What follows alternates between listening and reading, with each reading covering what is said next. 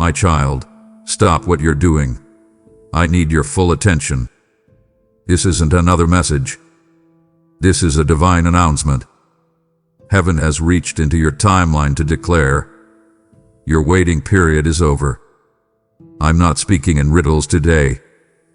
I'm speaking in revelation. What I say in the next few minutes will shift your life, if you dare to listen. So don't click away. Don't scroll. Don't let distraction rob you of what I scheduled for this exact moment. Watch until the very end, because every word is a key, every sentence a gate, and the final words carry a release your spirit can't afford to miss. I've hidden answers in this word that your prayers have been crying for. And by the time it ends, you won't just hear me. You'll know why I waited until now to speak it. Jay, listen, because this is it. My beloved child, this is the voice of your Father, who has watched every silent battle, measured every tear that slipped down your cheek in the shadows, and has now stood to make a declaration in your favor. Hear me. Your waiting period is over. Not because you pushed hard enough, not because circumstances suddenly shifted, but because I, the Eternal One, have risen with purpose on your behalf. The delays that once mocked you, the stagnation that wrapped itself around your joy, the unanswered prayers that echoed through your nights, they have lost their authority to hold you. I have revoked the permission they once operated under. They served their season, yes. They taught, they shaped, they deepened your roots. But now, their time is done. What once pressed against you like a wall has now crumbled like dust beneath my breath. This isn't a pause. This is a pivot. A turning of spiritual tides, a realignment that cannot be reversed. I am not offering hints. I am making holy announcements. Heaven has sounded the trumpet and declared, release the fulfillment. Begin the unveiling. The wait is over. You've grown used to the rhythm of holding on, to the discipline of patience, the ache of expectancy.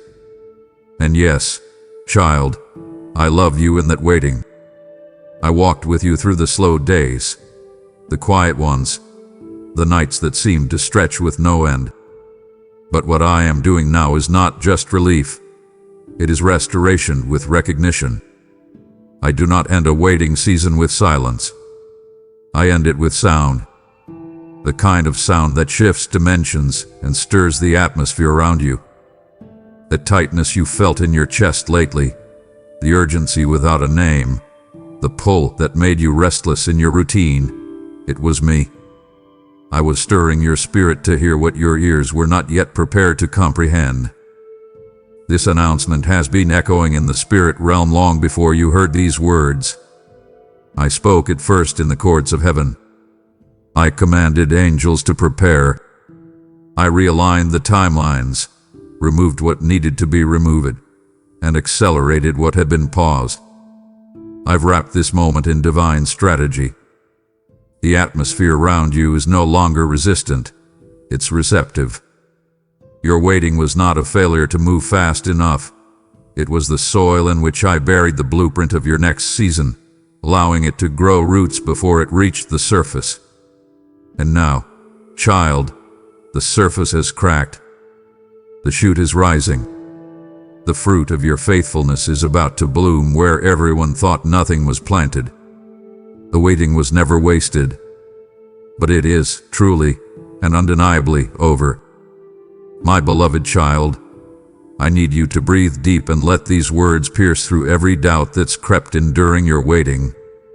I withheld the answer not to harm you, but to hold you in holiness. There was nothing wrong with your faith. You were not being punished. You were being protected. This timing was not rejection. It was refinement. I reserved this moment the same way a master vintner reserves the finest wine for the perfect occasion. It was not time yet, not because I wasn't listening, but because I was preparing. You asked me why the answer seemed so close, yet kept slipping away. And now I answer you plainly, it wasn't the blessing that was delayed. It was the environment that had to mature to hold the weight of what I planned for you. A fruit picked too early will rot in your hands, but a promise ripened in my fire will carry glory that cannot be taken. Do you understand, child? I wasn't ignoring your requests. I was insulating them from environments too immature, relationships too fragile, and mindsets too rushed to steward what I was forming. This isn't a small breakthrough. This is the kind that carries eternal weight. What I've wrapped in glory for you couldn't be handed to a heart still questioning its worth. That's why I pulled back. It's why I stayed silent. Not because you weren't enough, but because your spirit had to be calibrated to receive what only heaven could deliver. Your destiny is not flimsy. It's not fragile. It's fortified. And what I'm placing into your hands now will shift not only your life, but the lives connected to your obedience. The time I reserved is not some general opportunity thrown your way. It is the exact intersection of your development and my divine orchestration. This moment hath been marinating in heaven's timeline. And now it is ready. Now you are ready. Let me tell you something you didn't know. While you thought I was inactive, I was rerouting armies of angels. I was exposing motives. I was dissolving traps. I was crafting exit routes out of things you didn't even know would collapse. This breakthrough is not just a door. I have prepared a landscape. A wide open field drenched in opportunity that no man can take credit for. I didn't want you just to walk through. I wanted you to run without fear, to dance without shame, to stand in the middle of a miracle and say, "This had nothing to do with me. This is all my Father." I had to wait for the noise around you to quiet, for the weight within you to settle, for the clarity to rise like dawn over fog. And now look around you. Do you feel the air shifting? Do you feel the trembling in your spirit? That's not your imagination. That's divine activation. This moment was not born from pressure. It was born from precision. I delayed you to develop you. I held you still to harden the foundation. And now, what once felt like painful pause has become holy permission. You are released, child. Released into what fits you and only you. Released into what I authored with your name written across it in light. I did not deny you. I dignified you by making you wait for what was worthy. And now heaven has spoken. The hour I reserved for your rising has come. And no force on earth or in hell can undo what I am about to reveal through your life. Child, you've mistaken my silence for absence, but I was never gone. I was speaking in ways that words could not carry. I was training your ears to hear through atmosphere. I was breaking the dependency on noise so that when I truly moved, you would not require a trumpet blast. You would move at the whisper of my breath. The silence you feared wasn't the void. It was the veil. I was cloaking you in consecration. I was hiding you in plain sight. I watched as you stood under pressure with a quiet yes, with trembling lips and unwavering eyes. You didn't understand it, but you obeyed. You weren't praised for it, but you persisted. And that is what made you ready. Every time you chose me over clarity. Every time you prayed with no feedback, fasted with no confirmation, showed up with no applause, I took note. I counted every sacrifice. I bottled every tear.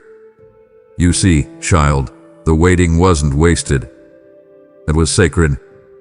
I was planting weight into your soul so that the weight of my glory wouldn't crush you when it came. I had to thicken your spirit.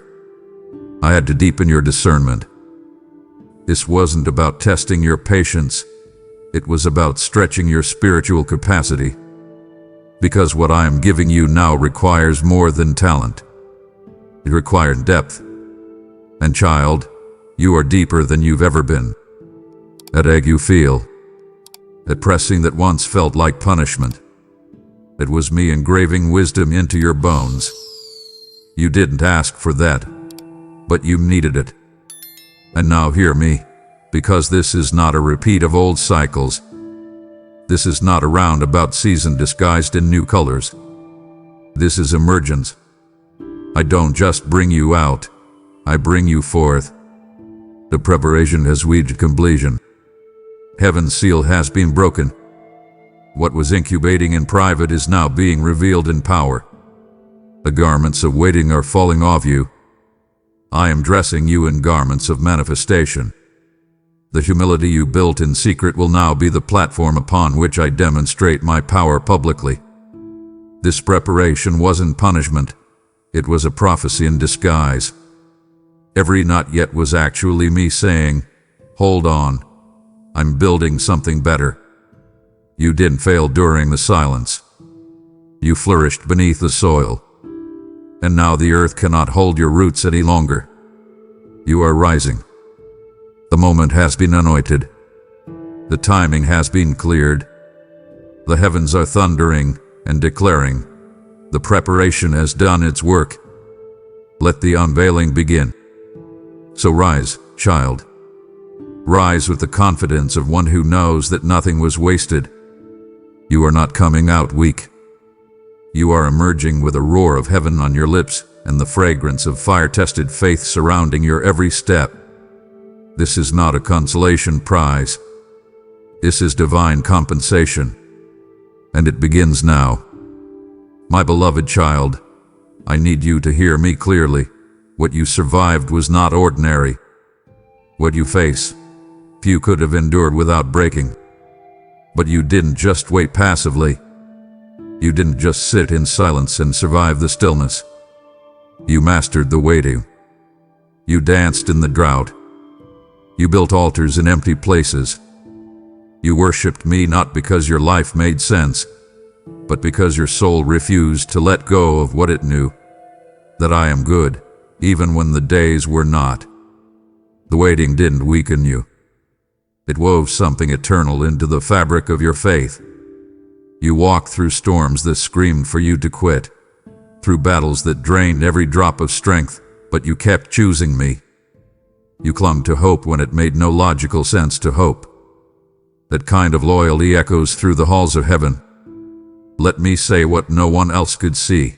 You were walking through winds designed to tear you apart, but you held yourself together with the fragile threads of faith. And I saw it. You didn't crumble when the answers didn't come. You didn't fold when your expectations failed. You stood still when your soul wanted to run, and that stillness became your sword. The storms you endured didn't strip you. They steeled you. You were stretched, not shattered. You were wounded, not wasted.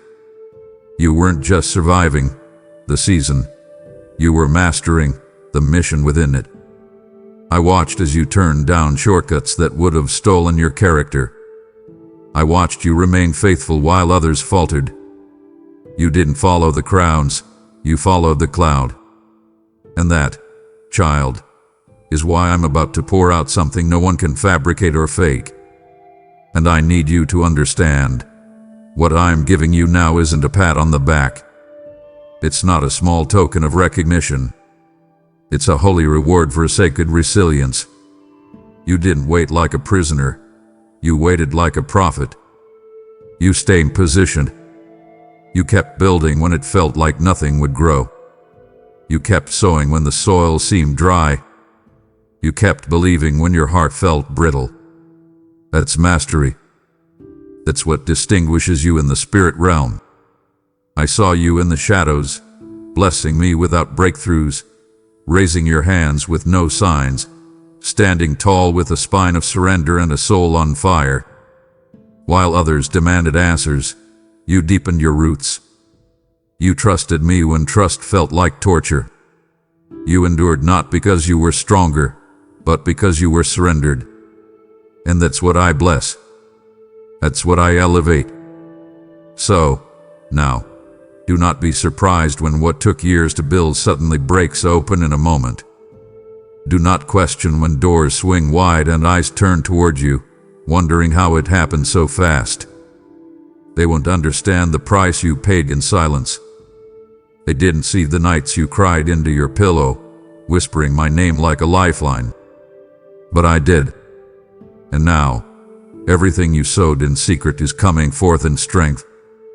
You didn't just endure the weight. You mastered it. And now I am responding with miracles made for those who did not let go. Child, come close, because I need you to hear the truth that silences every accusation in your mind. I saw you, not just your prayers. I saw your pain.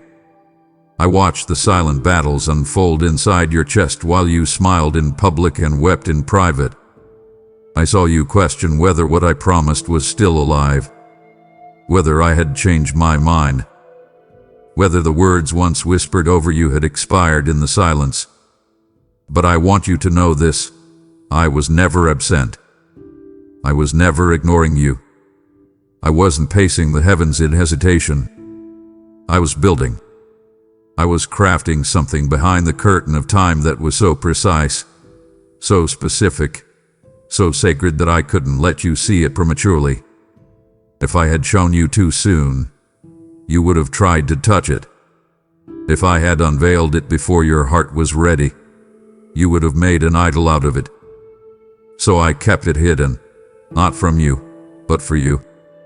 Yes, child, I saw the wrestling, the nights you argued with faith and the mornings you woke up with a heart half empty, but still chose to believe. I know what it cost you to keep trusting. That wasn't weakness, it was war. Every doubt you laid at my feet was a weapon formed against fear. Every question was a conversation with me, and I received it with joy, not judgment. You thought your doubt disqualified you, but it didn't. It revealed that you still cared enough to ask, still believed enough to wonder, still hoped enough to hurt. I was never far. In fact, the times you felt the most abandoned were the very moments I was moving the most powerfully, just in a realm your eyes couldn't yet reach. I was preparing not just the promise, but the stage upon which the promise would shine. You see, I wasn't only building the blessing. I was building the backdrop. I was crafting circumstances that would align with the exact tone of your testimony. I was ensuring that when it came, it would be undeniable, that it would carry my fingerprint so clearly that no one could mistake it for coincidence. I didn't just want to answer you. I wanted to astonish you. I didn't want to satisfy you. I wanted to stun you. This isn't just fulfillment. It's the final act of a play that looked like it was about to close, but I was writing one last scene. You thought the curtains had dropped, but I was behind the veil, orchestrating an ending so divine that even your greatest fears will bow before it. So now, hear me, child. Stop wondering if the promise is still alive. It never died. It was just maturing in a hidden womb of glory. And now it's ready to breathe. I am bringing it to you, not in fragments, but in fullness. Not in shadows, but in stunning light. You asked if I still remembered. And I respond today, not with just a yes, but with manifestation. What I was building, I am now revealing. And what once looked invisible will soon become undeniable. Beloved, I have seen what others overlooked. I have listened in the silence, in the room where your tears fell unannounced, where your prayers slipped out through trembling lips that feared no one was listening. But I was there, not as a distant observer, but as an intimate author. And child, I didn't let one drop of your sorrow go to waste. Every tear that ran down your face was not forgotten, not dismissed, not lost in the rush of time. It was gathered. I captured each one with care. I held them, not just to comfort you, but to use them as ink. Yes, ink. Only ink. Ink that writes your next chapter with the authenticity of agony and the power of perseverance. Others write with ease. I write with experience. And what you lived through, those hidden heartbreaks, those silent struggles, those inner wars that left no bruises but buried wounds, that is what I dipped my pen into. You didn't know that I was scripting your next chapter while you thought your story had stalled. You assumed the pages had stopped turning because the noise faded and the applause disappeared. But I was still writing, slowly, deliberately, with eternal weight. You see, I do not write in a rush. I do not author lightly. I needed the ink of your honesty. I needed the raw, unrehearsed moments where you brought me your brokenness without filters. Because that is where the power lives. That's where the real beauty breathes, in the places of pain that you offered up like fragile glass, trusting I would hold it and not crush it. And I did. I held it all. And now, I have bound those tears into testimony. The next chapter begins not with an echo from the past, but with a declaration from heaven. This is the first line. What was hidden will now be honored. Child, turn the page with me. Don't cling to the chapter I just closed. It served its purpose. It tore. It trimmed. It tore things that needed to be removed. But now, this page is pure with promise. I'm writing in real time. No delays. No edits. The ink is still wet, and the sentence I'm writing next will become the moment that shifts everything. This is not poetic comfort. This is prophetic confirmation. What began in weeping will end in wonder. The very moments that made you question your worth will become the backdrop of glory that makes others marvel at your strength. But they will know the whole story. Only you and I will. Only we will remember the tears. And because of that, this chapter will be one that no one can plagiarize. It's yours. It's personal. It's pure. So breathe, beloved. Let the next line form with fire and favor. Let the newness find you. You are not entering a recycled rhythm. You're walking into a holy unveiling. I'm turning the page with purpose, with precision, with the echoes of your faith in my ears. And the next chapter begins now, not when you feel ready, but because I've declared it is time. Listen closely, child. There comes a time when heaven's voice no longer speaks in riddles, no longer moves in mystery, no longer whispers of a future someday far off in the distance. This is that time. This is that moment. No more delay. I am not dangling the promise in front of you like bait. I am not stretching the process to test you again. You have waited well. You have passed through the waters of refinement. And now the command has been issued. Release it. Deliver it. Deliver it now. The angels have heard it. The atmosphere has felt it. The time has shifted from waiting to receiving. You are not stuck in spiritual limbo. You are standing on the soil of sudden fulfillment. Let me be clear. What I am releasing into your life now does not resemble trickles. This is not a drip. This is a downpour. The kind that drenches everything.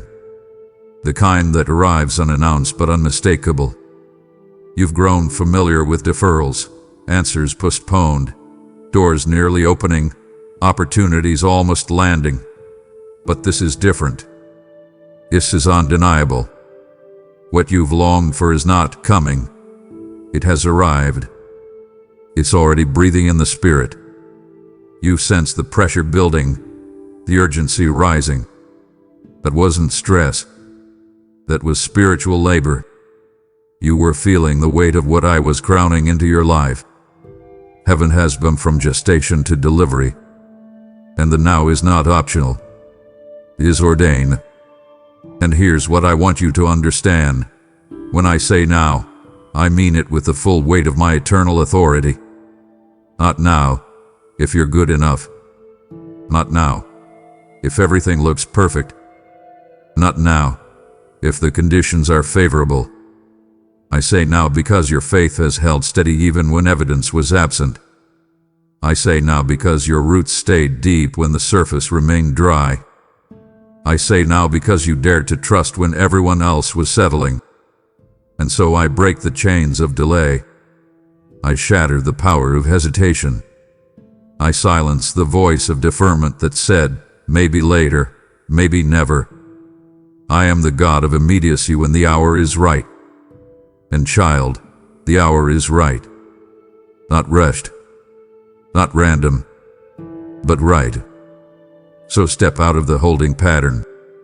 Refuse to rehearse old prayers of desperation when I've already written new declarations of destiny. Say yes to the moment without suspicion. Receive without guilt. Expect without fear. The delay has expired. The deferral has been dismissed. And the when you used to ask is now replaced with a here it is. I'm not promising you another day far off. I'm delivering in the present, wrapped in glory, sealed with favor, and stamped with the signature of right now. Child, the burden you bore was not born of punishment. It was born of purpose. You saw it as heaviness, an invisible boulder pressing on your chest, fatigue that wrapped itself around your mornings, weariness that lingered through your nights. But what you carried, though it felt unbearable at times, was never meaningless. It was sacred. It was holy. You were not merely surviving stress, you were stewarding sacredness. You thought you were just trying to keep your head above the waves, but I saw you carrying a mantle in silence. The world couldn't see it. Friends didn't recognize it. Even your own reflection couldn't explain it. But I could, because I was the one who placed it on you, not to crush you, but to consecrate you. The weight didn't define your weakness, it defined your worthiness. I chose you to carry what others would have dropped. I assigned you a season that looked like pressure but was, in reality, preparation. And yes, I know it didn't feel divine. I know it felt like agony. I know there were moments when you questioned whether I had forgotten you entirely. But what you carried in secret was more than sorrow. It was the seabed of glory. You bore what the eyes of man dismissed. You carried what only heaven could see. And now, my beloved, hear this. The weight is shifting. Not disappearing, but transforming. What once bowed your back is about to lift your name. What once felt like a burden is about to break open into beauty. A weight is not leaving you. It's changing form. It's becoming evidence of glory. Let me be clear, child. I don't erase burdens. I redeem them. I don't dismiss pain. I display it in purpose. The oil that is about to pour from your life was crushed for moments no one applauded. And now, I am taking what bowed your head and placing it on your shoulders as authority. You are not walking away from the weight. You are being crowned by it. What you carried has earned a sound in the spirit realm. The angels know it. Heaven has recorded it. The earth is about to witness it. When you step into the next room, don't be surprised when people sense something they can't explain. That's the aroma of weight turned to worship. It's the fragrance of fire past and favor released. The heaviness you once tried to pray away is the very thing that made you heavy with revelation. You're not coming out empty. You're not stepping into this next season as someone who barely survived. No, child. You are entering as one who was forged in secret, refined in silence, and now walks clothed in glory. And the weight, oh, the weight, is becoming your witness. Watch how I use it. Watch how I reveal it. Watch how I multiply it. The world saw pressure. I see power. And it's time they see it too. I need you to hear me clearly now. Cut through the noise of comparison, the whispers of inferiority, the ache of perceived abandonment, and receive this truth straight from my heart. I did not forget you. I did not pass you by. I did not skip your name while others walked into blessings. I wasn't blessing them instead of you. I was preparing something for you that required more than a moment. It required maturity. You saw others flourish. You watched people receive quick answers, loud victories, public celebration. And yes, it made you wonder if I had missed you. But child, what I have been reserving for you cannot be compared to what came quickly for others. What comes fast fades fast. But what is preserved in secret speaks forever. I was not ignoring your cries. I was inscribing your reward in a place too deep for applause to reach. You asked me for something real, something lasting, something holy. And that's exactly what I was forming. You thought I was withholding blessing, but I was constructing legacy. I wasn't preparing a moment of validation, I was crafting a movement of vindication. The thing I've reserved for you doesn't require a crowd to clap. It carries my voice, and my voice alone can break chains. My voice alone can open doors. My voice alone can vindicate your waiting. And what I'm about to reveal in your life is going to speak louder than applause and settle deeper than any compliment. Let's talk about the silence for a moment, because I know how loud it was. Yes, loud silence. A deep, echoing space where you felt like everyone else had their turn. You felt overlooked, unseen, forgotten. But I saw the whole thing.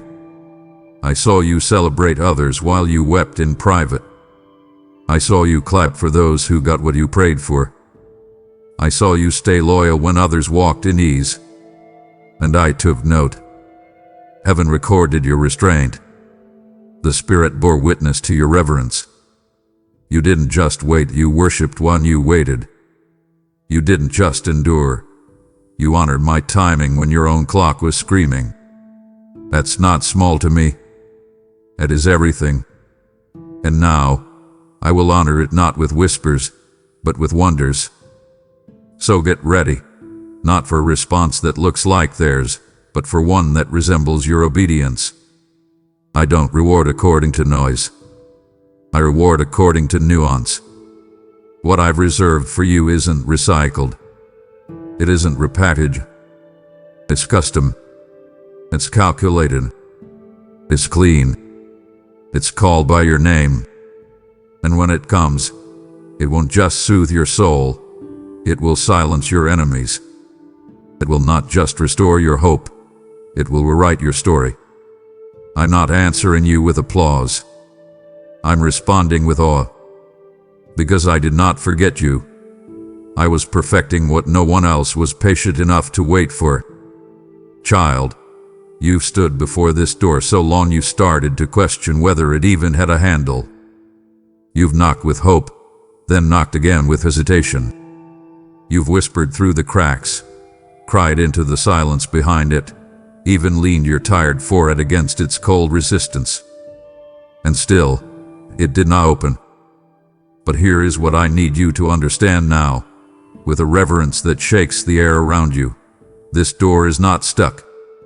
It's sealed by my timing, and that seal has just been broken, not by your strength, not by your strategy, but by my sovereign decree. You were never meant to pry it open. You were never meant to break it down. Because, child, this door was never yours to push. It was mine to blow wide open. And that's exactly what I'm doing. No creak, no sliver, no slow swinging motion to test your patience further. Oh, I am blowing this door off its hinges. When I move with might. When I open with awe. This is the kind of entrance that leaves no fingerprints but mine. The kind that leaves witnesses speechless, not because of what you did, but because of what I did through you. You will not have to explain how it opened. You will not have to justify why it's happening now. Because this move is drenched in divinity. The hinges are flying off. The air is rushing in. What you once called barrier will now become a backdrop for my glory. Let's be honest, child. There were moments when you almost walked away. When you told yourself, maybe it's not my door. Maybe it's not my time. But I kept you close, tethered to trust. I never mocked your hope. I was strengthening it. When you were waiting, I was reinforcing the frame on the other side. The threshold you're crossing now has been reinforced with steel you cannot see. Because what's on the other side of this door isn't fragile, it's fortified.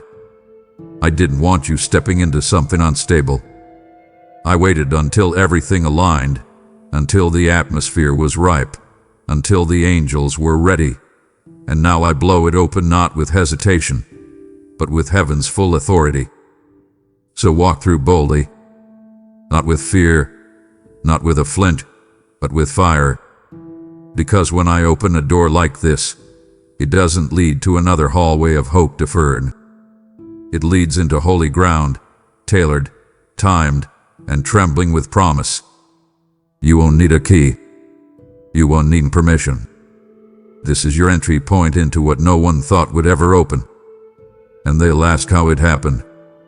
But you and I will know. I blew the hinges off with my breath, and you walked through as one marked by miracles. Child, as you step into this moment of divine release, I invite you to sow where the soil is holy. This word isn't just for you. It's meant to reach thousands more, and I've chosen you to help carry it like fire on the wind. The Lord gives the word. The company of women and men who proclaim it are a mighty army. Psalm 68:11. That army includes you now. You are not giving to a video. You are fueling the harvest. Every seed you plant carries the oil of breakthrough for someone still trapped in delay. This is your chance to be part of a divine acceleration. To say, yes, God, use me to spread what has delivered me. So through super thanks, membership, or the link I've placed beneath this video. Don't wait. Give now, and I will multiply your gift like loaves and fish in the hands of my Son. Lean in now, child. Feel the pulse of what's happening in this moment, not just around you, but within you. This isn't coincidence. This isn't random fortune or spiritual luck. This is culmination. This is the crescendo of everything I've whispered over you in secret and cultivated in silence.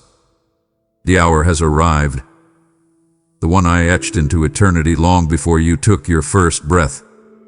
The moment where your preparation collides with the manifestation of my promise.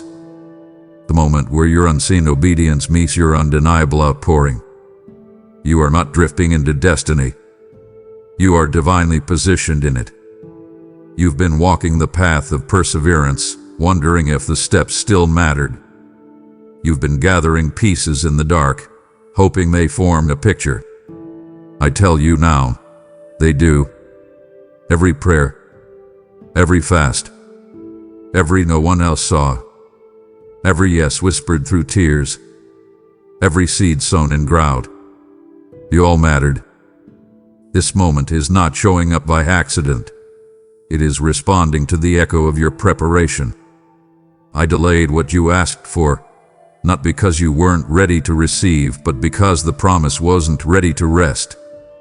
It needed to arrive at an hour where it could take root and multiply. And now, that hour has found you. Let's name it for what it is, appointed. This is not bara breakthrough. This is not a blessing that fell off someone else's table. This is crafted culmination. The gathering of every thread I've been weaving. I didn't just deliver your promise. I designed it for this moment. Heaven has kept it preserved, untouched, unspoiled by premature hands. While you questioned whether anything was happening, I was creating a convergence that no calendar could predict. The stars couldn't name it. The clock couldn't count it. But I called it into being. And now, Child, it's here. It's unfolding. It's unstoppable. Do not dilute what's happening. Do not brush this off as timing. Do not label it as luck. This is not coincidence. It is culmination. I am bringing together everything the enemy tried to scatter. I'm fusing the fragments into a fortress. I'm gathering the years of silence and turning them into symphonies. You've stepped into the hour where your steps are no longer rehearsals. They are revelation. You're not approaching the season. You've arrived.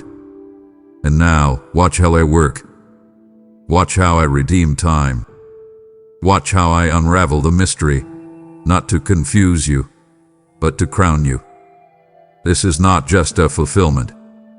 It is a divine finish line that leads into a fresh beginning. You are not late. You are right on time, because I've called this hour appointed, and I've called you to walk in it. Child, pause with me here. Let's revisit the battleground that nearly broke you. Because I need you to understand this with holy clarity. The resistance wasn't random. The pressure wasn't punishment. The warfare wasn't miscalculation, it was confirmation. The enemy saw this moment approaching before your human eyes could perceive it. He saw the glow beginning to rise from your spirit. He saw the gates trembling. He saw heaven's hand stretching out in your direction. And it terrified him. Because the enemy doesn't fight what isn't threatening. He doesn't launch attacks against apathy. He wages war where there's weight. And child, you carry weight. The battle's intensified because your alignment with destiny became sharper. He knew what was forming before you did. While you thought you were fighting for survival, he knew you were fighting for birthing. The tears you cried weren't just emotional. They were the contractions of something about to be born. He launched confusion, delays, distractions, disillusionment. Anything to distort your sight. Anything to make you believe the lie that this was just another season, just another stretch of sorrow. But it wasn't. It was the final push before divine unveiling. And though he roared loud, you didn't break. You didn't bend past the point of no return. You stood even with shaking knees. And in doing so, you shattered his schemes and stepped into the very moment he dreaded. And now look at where you are. You've survived what was meant to silence you. You stood up in a storm that should have suffocated your faith. And now the one thing the enemy feared the most is staring him in the face. A child of God who didn't back down. A promise that's been fully activated. A calling that's been refined by fire. You're not just here. You're here in power. And no scheme, no word curse, no delay, no setback can override what I've ordained. The enemy's fear was never about your weakness. It was about your willingness. Your willingness to believe me even when nothing made sense. Your willingness to hold on when every voice said, let go. That, child, is what made the war so vicious. And that's also what made your victory so complete. So walk with awareness now, not in paranoia, but in purpose. Because when heaven promotes, hell protests. But protests don't prevent promises. I've already declared the outcome. And what you're stepping into is not fragile. It's fireproof. You are walking into territory the enemy tried to block because he saw what I placed in you long ago. And now, what he feared is here. You, standing, appointed, and anointed for such a time as this. And now listen, beloved, with the ears of your spirit wide open. You are not waiting anymore because I am not waiting anymore. The stillness that once surrounded you has lifted. The tension that gripped your days like fog has broken. The unseen hand of divine restraint hath been lifted. Heaven is no longer watching in quiet observation. Heaven is moving. Dispatch hath been declared. The rhythm of release has begun, and nothing can reverse what hath been set into motion. The angels who stood poised for so long have now leapt into action. The atmosphere is not hesitant. It is humming with holy movement. You see, child, I do not shift without purpose. When I say something is on its way, it is not poetic. It is precise. The declarations I've spoken over you in private, the whispers you've clung to like a lifeline, they are no longer suspended in the spiritual realm. They are on the move. Like arrows loosed from my bow, they are flying swiftly toward their target. Your name is not just in my mouth. It's been written into my movement. Every delay that once held your promise hostage has now been silenced. Not with noise, but with authority. This isn't a maybe. It's a mandate. The time for waiting has concluded because I myself have stepped forward. And don't think for 1 second that you missed it. Don't let the enemy lie to you with whispers of regret or shame or what if. No, child. You are exactly where I need you to be. Right place. Right posture. Right hour. You thought your waiting was about time. But I tell you, it was about alignment. I was aligning people. Aligning positions. Aligning events. And even opposition to bow before the fulfillment. And now, the alignment is complete. The gears of heaven are turning. The wheels within wheels are spinning. What was once static is now in divine sync, and it's all headed your direction. Not just one thing. Everything I assigned to you. Let that sink in. Not scraps. Not samples. Not someday. Everything I assigned to you is on its way. The promises you thought were lost. The answers you forgot to hope for. The favor that felt foreign. The restoration that seemed impossible. It's not trickling toward you. It's thundering in your direction. Not delayed. Not damaged. Delivered. I'm not waiting, and neither are you. This is forward motion, fueled by my voice, sealed by my blood, and sustained by your faith. Stand up, child. This is not waiting season anymore. This is walking season. Start walking, because what I assigned to you is running toward you. Come here, child. Closer. I know you've been haunted by the feeling that maybe you missed something, missed the moment, missed the turn, missed the signal. I've seen you replay past decisions in your mind like a broken reel, wondering if one misstep routed your entire destiny. I've heard your quiet confessions. Maybe I didn't move fast enough. Maybe I hesitated too long. Maybe I waited too little, or too much. But let me speak now with authority that silences every lie. You didn't miss it. Not only that, but you were never even close to losing it. Because while you were second-guessing yourself, I was preserving the promise. You see, child, my timing isn't fragile. It doesn't shatter under your human hesitation. My purposes don't dissolve because you doubted for a day or delayed for a moment. I'm not that small. I'm not that conditional. I don't write your destiny in pencil. I write it in fire. So let me tell you what really happened. What looked like delay from your vantage point was actually divine protection from mine. I was holding back the curtain, not because you weren't ready to see, but because what was behind the curtain wasn't yet safe for your soul. If I had exposed it prematurely, it would have excited you, yes, but it also would have exhausted you. If I had opened the opportunity you longed for before your roots were deep enough, it would have withered in the glare of expectation. So I waited, not to punish but to preserve. Let me paint the picture clearer. Imagine a priceless gift, delicate and sacred, being guarded in a vault of heavenly timing. That's what I was doing. Not hiding it from you, guarding it for you. And now, the moment is here. The vault is opening. The seal is breaking. and what you thought was forfeited is flowing directly toward you. Not damaged, not diminished, but divinely preserved. And here's the part that will make you tremble. What I'm bringing you now will be better than what you once prayed for. Because while you were waiting, the promise grew in value. While you were maturing, it was multiplying. You didn't lose it. You gained depth. You gained discernment. You gained the wisdom to now walk into the very thing you once feared you forfeited. To shake off the shame. Burn the blueprint of regret. I've not only kept your promise safe, I've custom fitted it to your current strength. You thought the delay disqualified you, but child, it distinguished you.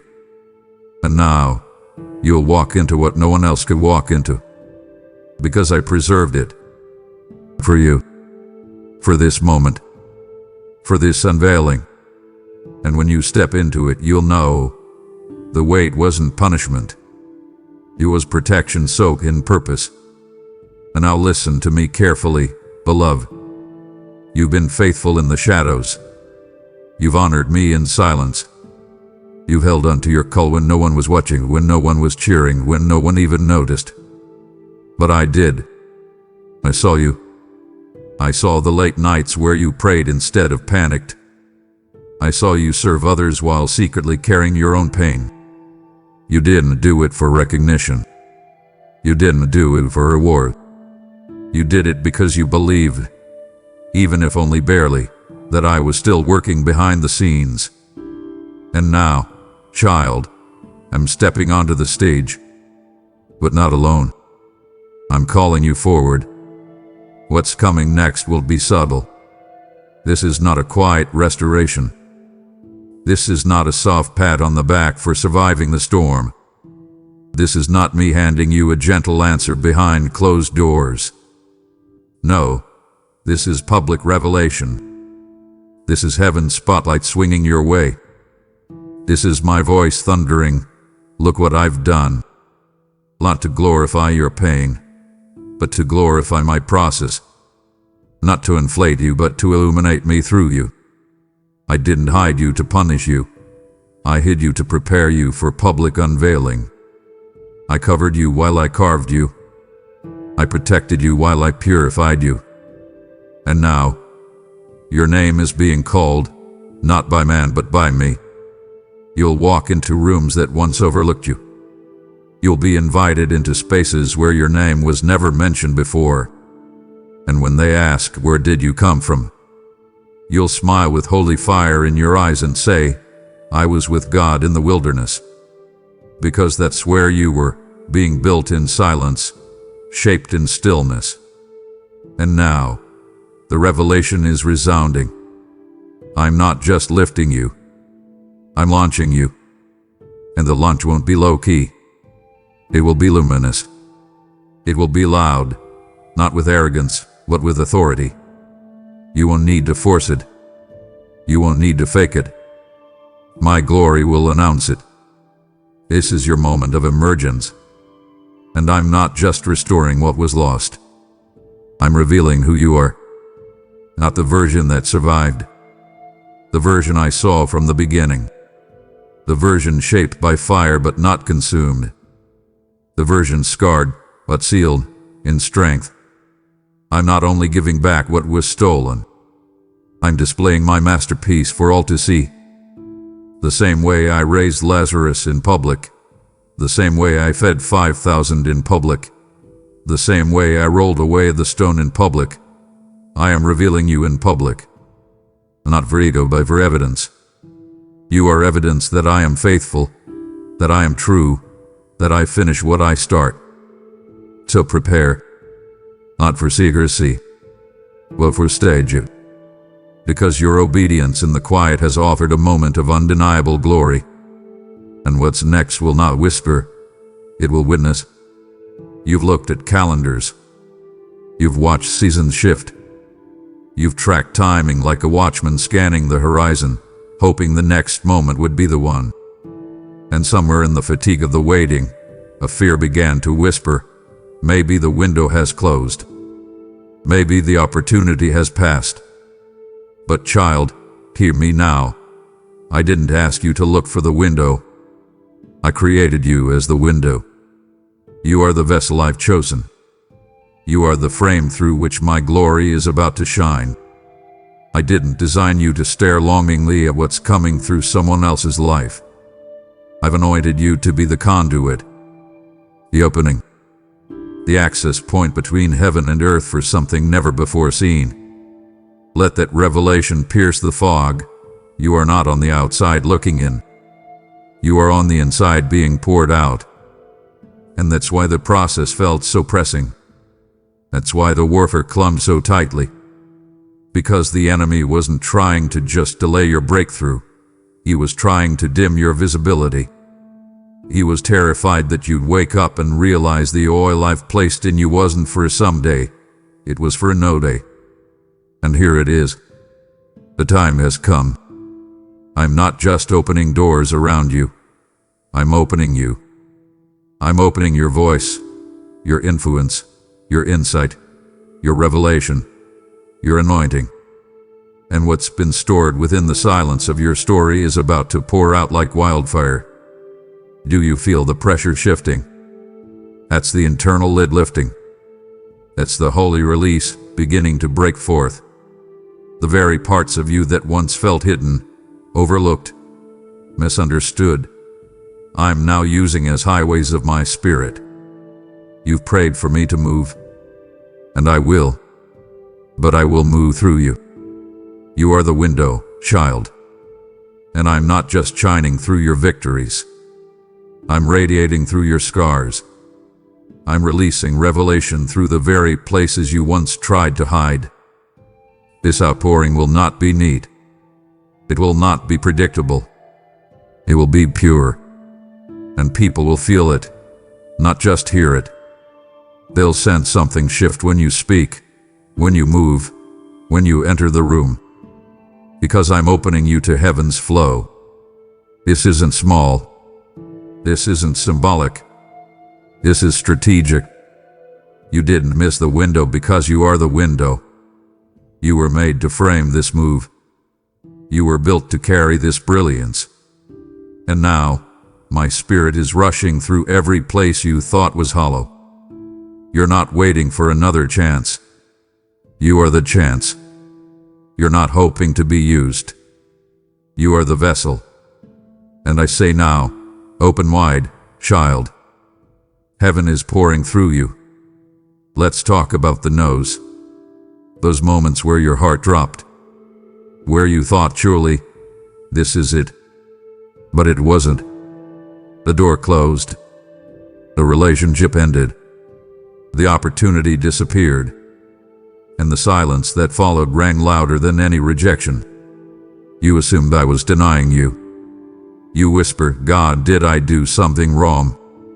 And child, I wept with you in that space, because I knew what you couldn't yet see. I wasn't saying no to punish you. I was saying not yet to protect you. I was holding back what you asked for because I had something far deeper in mind, sustainability, not just satisfaction. You've been trained to equate blessing with immediacy. If it comes fast, it must be favor. If it takes long, it must be judgment. But that's not how I work. I am not the God of rush.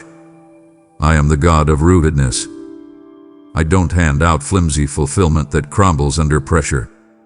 I give lasting overflow. And the reason I delayed what you asked for was because I was crafting something not only to bless you in the moment, but to sustain you for the mission.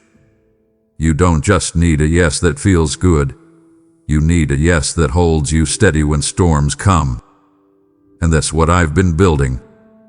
Every no you cried over was clearing space for a yes that's about to redefine your life. I know you didn't understand it then, but you will now. Because what I'm releasing isn't just going to make you happy, it's going to make you whole. It's going to feed the deepest parts of your spirit. It's going to last when applause fades. It's going to remain when the lights dim. This is not a bandage. This is a blueprint. This is a yes rooted in heaven's soil. And you will feel it. Not just in your circumstances, but in your core. Peace will flood you before the promise even fully arrives, because your spirit will know, this is the yes I was really waiting for. So look again, child.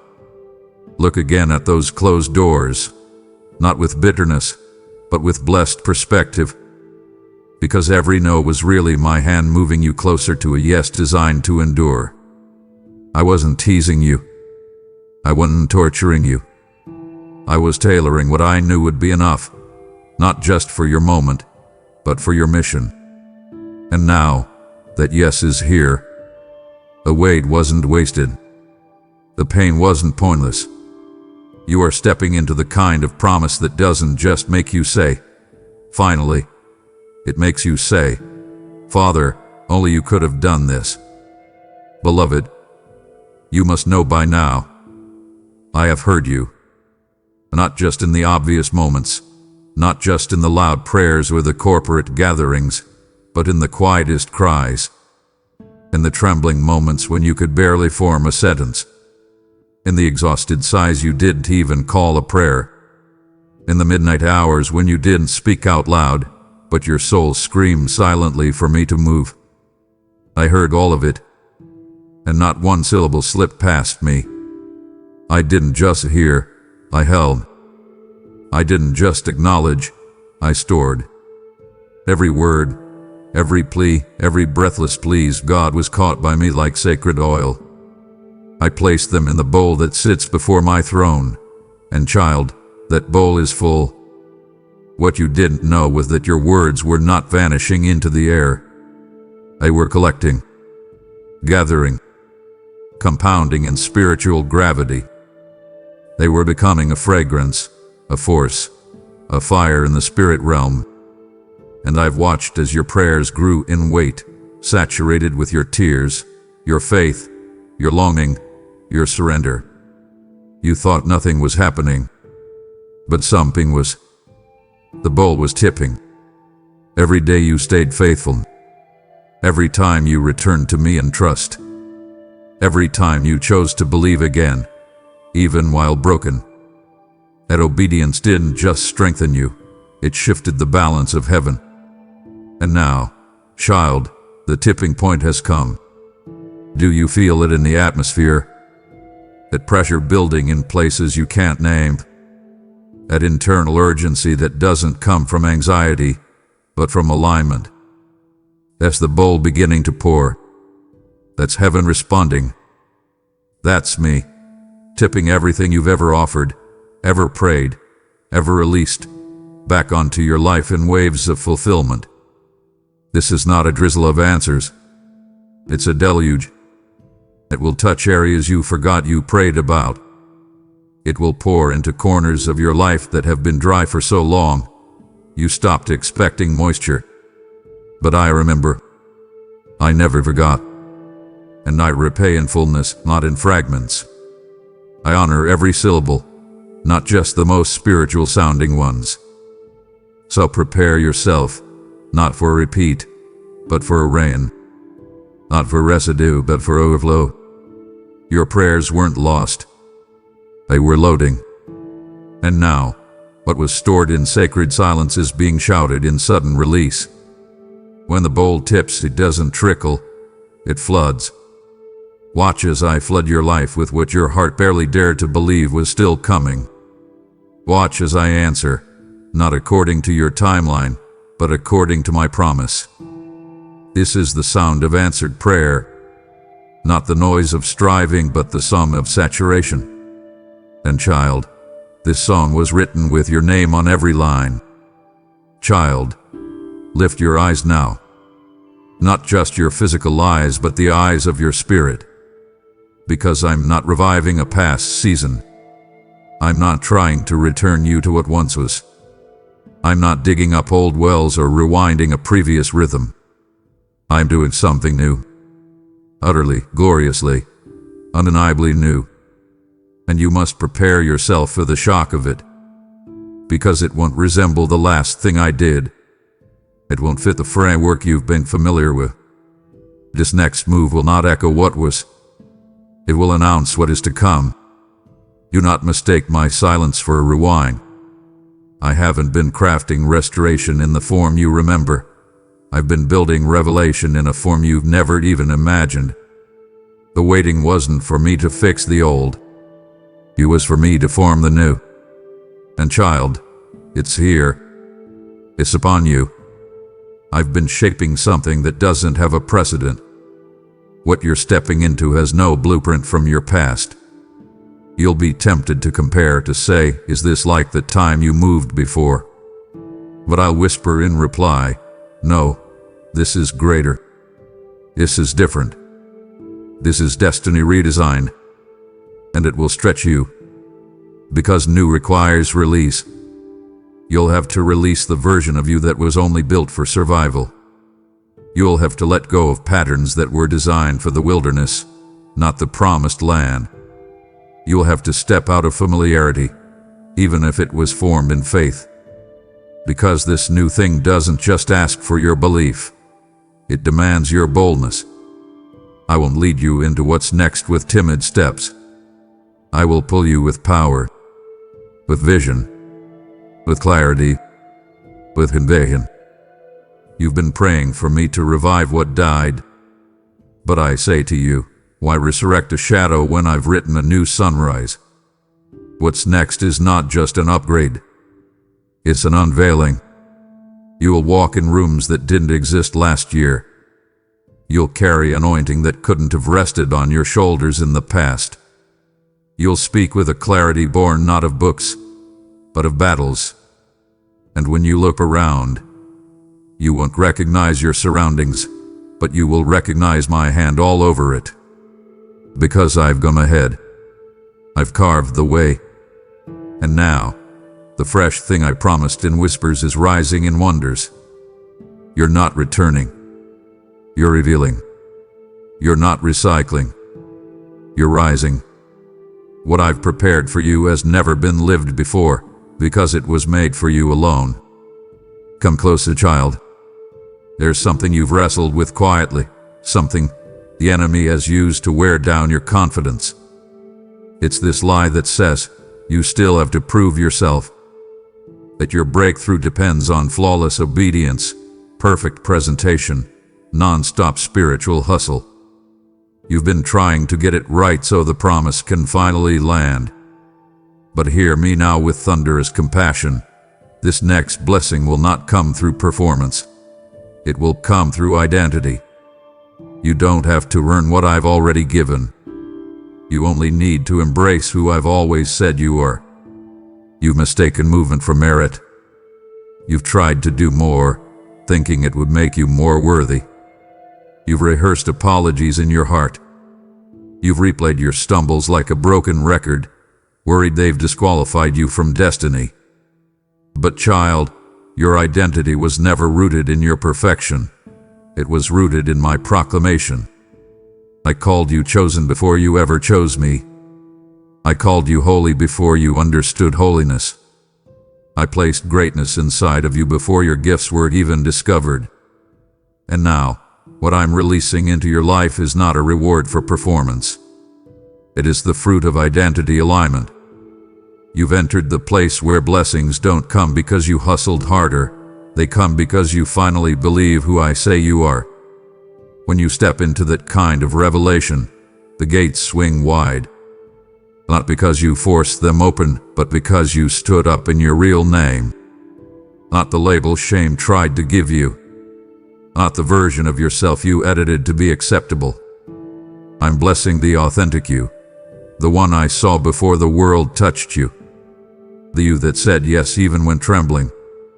The you that stayed when it was easier to run. The you that dared to hope again, even after heartbreak tried to shut you down. Every one of you. That's who I'm pouring favor upon.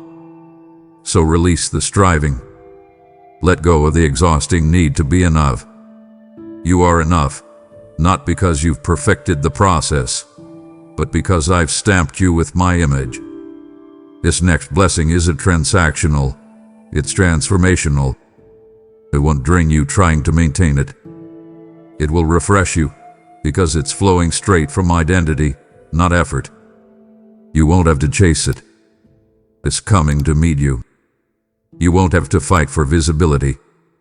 I've already made you known in heaven, and what is known in heaven must manifest on earth. So stand tall in who you are, not in arrogance, but in awareness. You are mine, and that alone qualifies you for what's coming next. You feel the shift happening, don't you? It wasn't just a word, it was a turning point. And now, I'm inviting you to move from receiving into releasing. You've tasted the fruit of this word.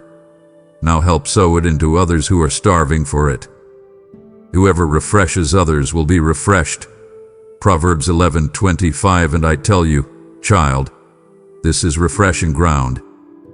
Every offering given through super thanks, membership, or PayPal becomes a stream of living water to dry places, fueling videos, voices, and visions that reach those I'm calling home.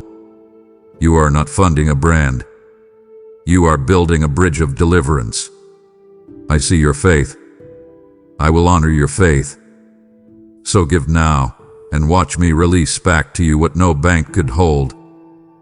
There's something happening beyond what your eyes can see. Something orchestrated, intentional, and already in motion.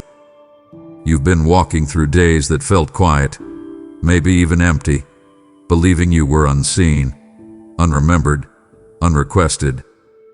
But child, I need you to feel the holy weight of this truth. Your name has been spoken in rooms you've never entered.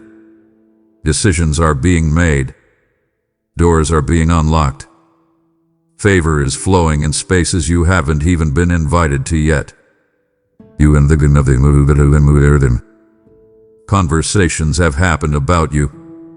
Not rumors, not slander, but divine deliberations. Angels have carried your name across realms. Intercessors have prayed your name without knowing why. I've stirred hearts to remember you, to search for you, to recommend you, to bless you. What you didn't know is that favor travels faster than your feet. Before you even knock, I've already spoken your name. Before you even apply, I've already aligned the answer. While you were wondering if you were forgotten, I was weaving your story into the narrative of supernatural selection. You don't need a title to be seen. You don't need a platform to be promoted. You don't need credentials to be called.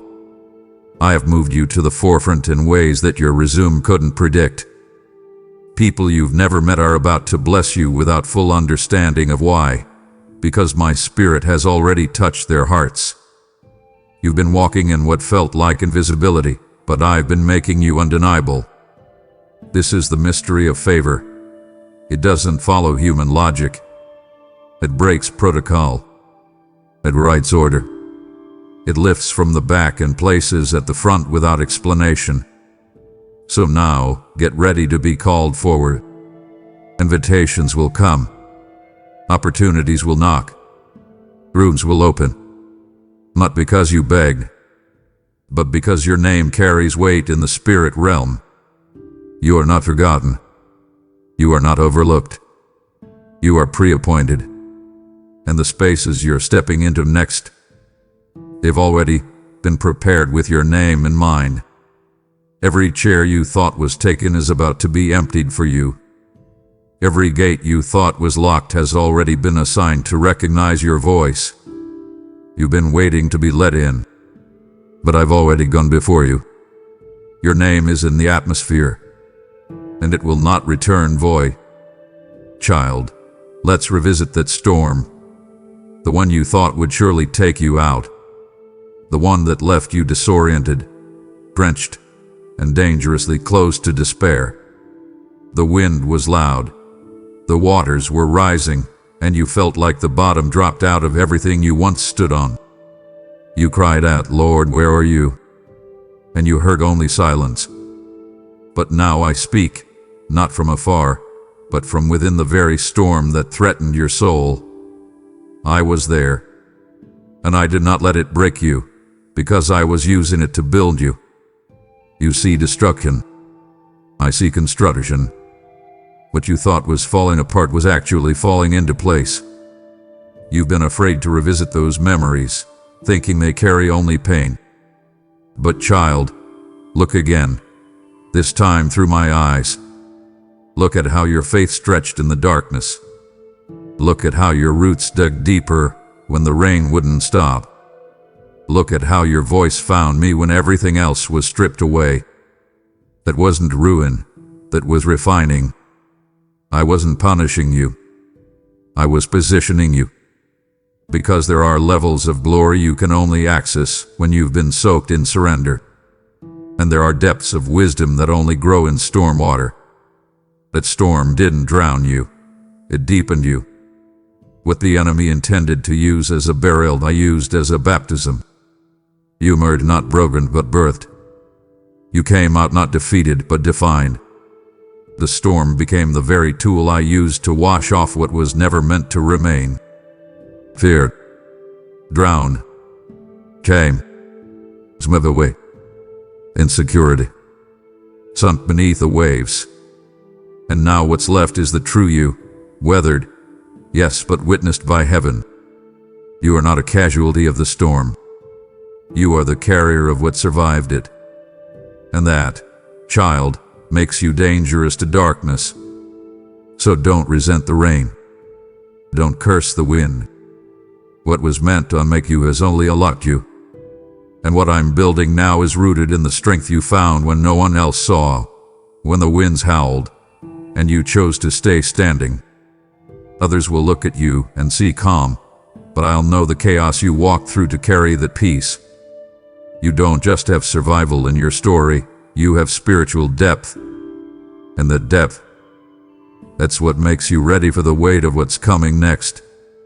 Because I'm not sending shallow blessings. I'm pouring out oceans of purpose, and you, child, are deep enough now to hold them. Let me bring you into the conversation of heaven, child. There's something you need to hear, not just with your ears, but with your spirit. You didn't just survive this last season, you stewarded it. You were faithful with little. And when no one applauded, when no one noticed, when no spotlight shone, you still poured out. You gave your best when all you had left was fragments. You sowed when your own soil was dry. You kept showing up even when your strength felt like it was slipping through your fingers. And now, listen to me clearly. I took notice. I didn't just record your faithfulness. I've prepared a response. This next wave of increase is not coincidental. It's not random. It's not just your turn in some celestial lottery.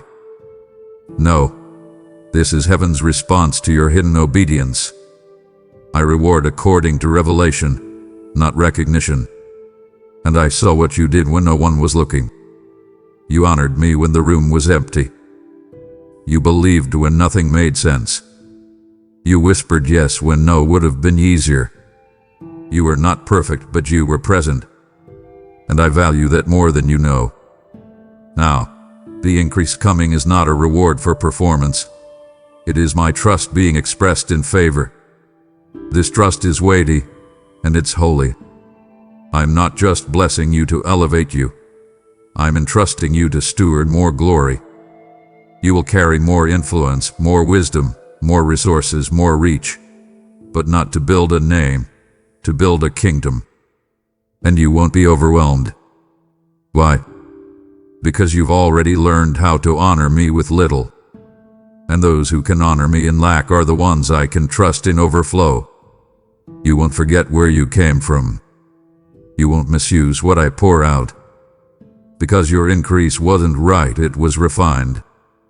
So open your hands. Not to grasp, but to receive. You've been sowing in secret, and now the harvest is shouting. You've been obedient in obscurity, and now the gates are opening. This is not random. This is relational. I'm blessing you because I can trust you. I'm increasing you because I've seen your heart. And child, you're ready. This isn't more to carry. It's more release through you. Watch how I flow through your life now, not as a trickle, but as a torrent. The increase is coming. And it's not just provision. It's promotion with purpose. I need you to see this clearly, because if you keep looking backward for reference, you'll miss the magnitude of what's next. You are not looping back. You are not circling the mountain again. You are not being taken on a tour of past lessons or former cycles. This time, I'm not restoring you to a previous place. I'm releasing you into uncharted territory. And that's why it feels so unfamiliar. That's why your spirit trembles, not in fear, but in awe. Because what's ahead has no blueprint from your past. You are not returning. You are being released. It's tempting, I know, to look for signs of familiarity, to search for past patterns so you can feel some sense of control. But child, let me say this with love and fire. I don't want your control. I want your trust. This move isn't based on the map of what was. It's born from the mantle of what is now being revealed. You're not stepping back into what once was. You're stepping into what has never been. And yes, it feels risky. Yes, it looks different. Yes, it demands more of your spirit than previous seasons ever asked. But that's because what I'm giving you is weightier, is richer, is royal. Don't compare this next place to your last place. There is no parallel. The glory I'm releasing through you now has been cultivated in pressure, refined in silence, forged in fire, and now it's being unleashed into open space. This new place won't be managed by old mindsets. This new place won't respond to outdated fears. This new place is holy, and it's been waiting for your arrival. Not the hesitant version of you, not the hiding version of you. With a healed, humble heaven back you. You're not going back. You're going beyond. So brace yourself not for familiarity, but for freshness. The atmosphere is shifting. The terrain is new. And the weight you carry now is the proof that you've been prepared. Do not mourn what's behind you. It was never meant to follow you. It shaped you, yes. But it no longer defines you.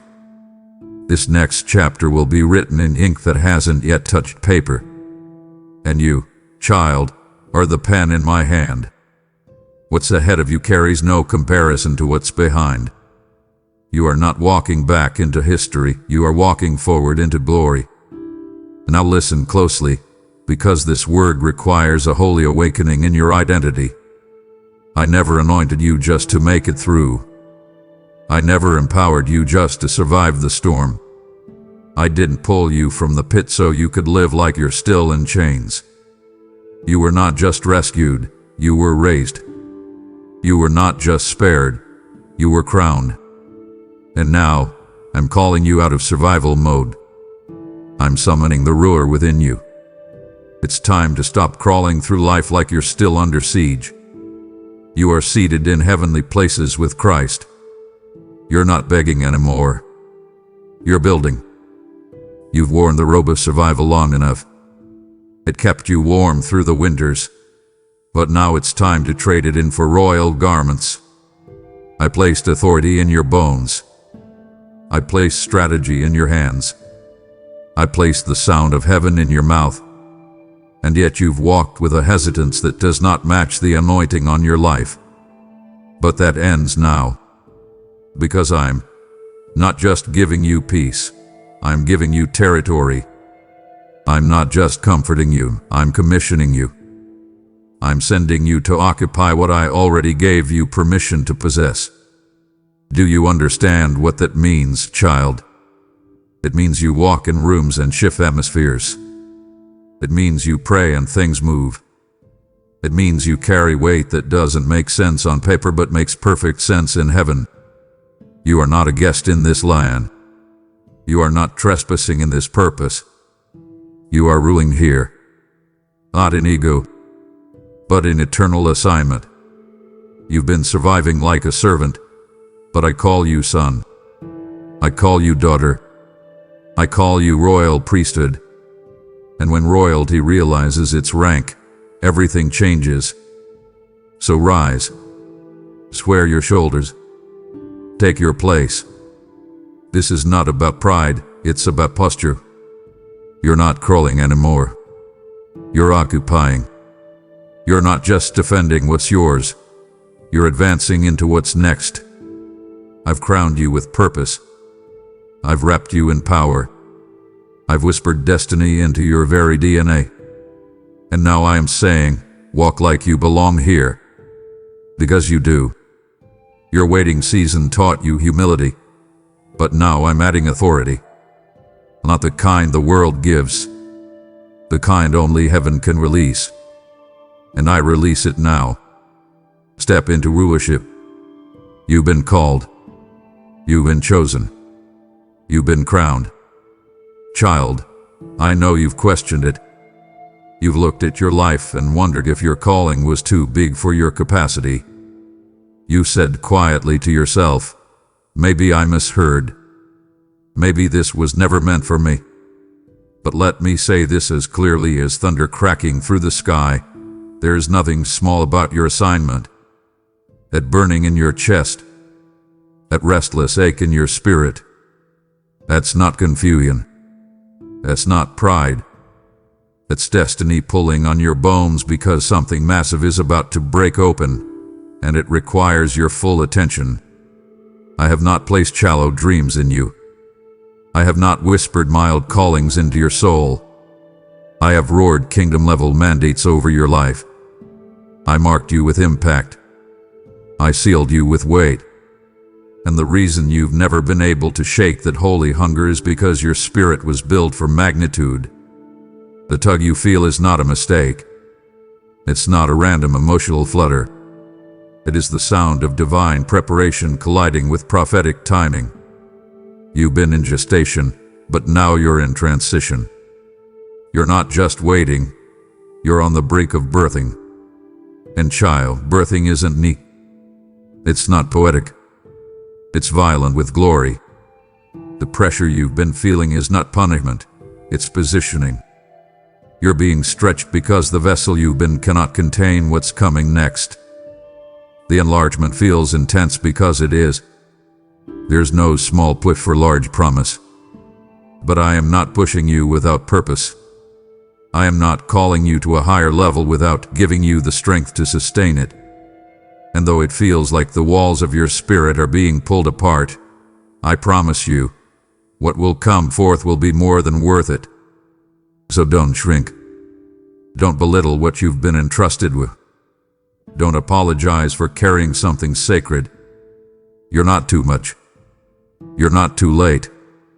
You're exactly right for this assignment. And when the breakthrough bursts, it won't be subtle. It will shift atmospheres. It will shift bloodlines. It will shift history. Because I don't do small things through surrendered hearts. I do supernatural exploits. And you, child, are about to move from the edge of expectation into the eruption of manifestation. The tug is real. The time is now. And the magnitude is miraculous. Now come even closer, because this isn't just about you. This is about every life connected to your obedience.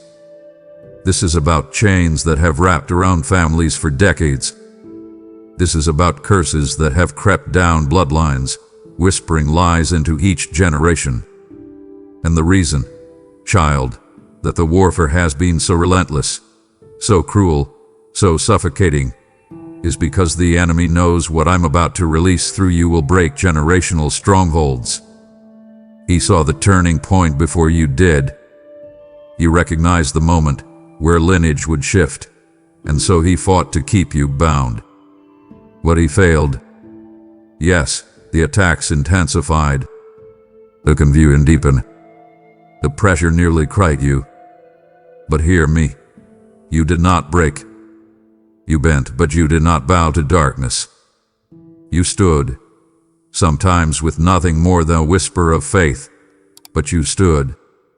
And that single act of defiance in the middle of hell, that was enough to split the spiritual ceiling open. That was enough to send a shockwave into the demonic realm. That was enough to shake centuries of generational bondage. Because, child, what I'm about to do through you is not temporary, it's transformational. It won't just bless your life, it will liberate your lineage. There are people you haven't even met who will breathe easier because you said yes. There are children who will never know the torment you endured because you chose holiness instead of hopelessness. The cycle ends with you. The addiction ends with you. The silence ends with you. The poverty ends with you. The shame ends with you. And it's not because you were stronger than those before you. It's because you surrendered. Your surrender broke what strength never could. And now, I'm releasing through you a move so deep, so wide, so holy, it will echo for generations. So lift your head, warrior. Wipe your tears. The pain wasn't pointless. It was the battle for bloodline freedom. And you won. Not by force, but by faith. The victory is already written. The scroll is sealed. And what's being released now is not just breakthrough for today. It is a legacy of liberty. The enemy is terrified because he knows you're not just receiving something from me. You're carrying something from me. And when it pours through your life, strongholds will shatter, lies will fall silent, and freedom will run wild through your family like wildfire through dry brush. This is more than your breakthrough. This is generational release. And child, you are the gate. You've measured your hope by years. You've charted your prayers by delay. You've learned to brace your heart with caution, just in case it takes a little longer. But child, I am not bound by human calendars. I am not confined by the ticking of earthly clocks. And now I speak this to your weary timeline. Suddenly. That's how it will happen. Not solely. Not incrementally. Not with hesitant trickles of change. Suddenly. Like lightning slicing through a midnight sky. Like a breath you didn't see coming. Like the ground shifting under your feet. Suddenly, I will act, and everything will change. You see, the waiting hasn't been wasted. It's been loading the moment. It's been building pressure in the spirit realm. Every prayer, every surrender, every step of obedience had been compounding in weight. And now, child, I'm collapsing the timeline. What once looked like it would take years, I will do in days. What once seemed like it would arrive eventually, I am pulling into the now. Not because I'm rushing, but because the atmosphere has shifted. The appointed time has arrived. The Kairos moment has collided with the Irvine schedule. And when heaven touches time, miracles happen in moments. So do not be surprised when doors swing open without warning. Do not second guess when opportunities appear that don't follow the usual path. Do not delay your own destiny because you assumed it would take longer. I don't need time to align things. I command alignment. I don't need permission to move quickly. I own the wind. And when I say now, even what was far must come close. Even what was blocked must open. Even what was unfinished must accelerate. I'm not asking time to cooperate. I'm collapsing it in favor of your calling. So get ready, not for a process, but for a pivot. Not for a drip, but for a deluge.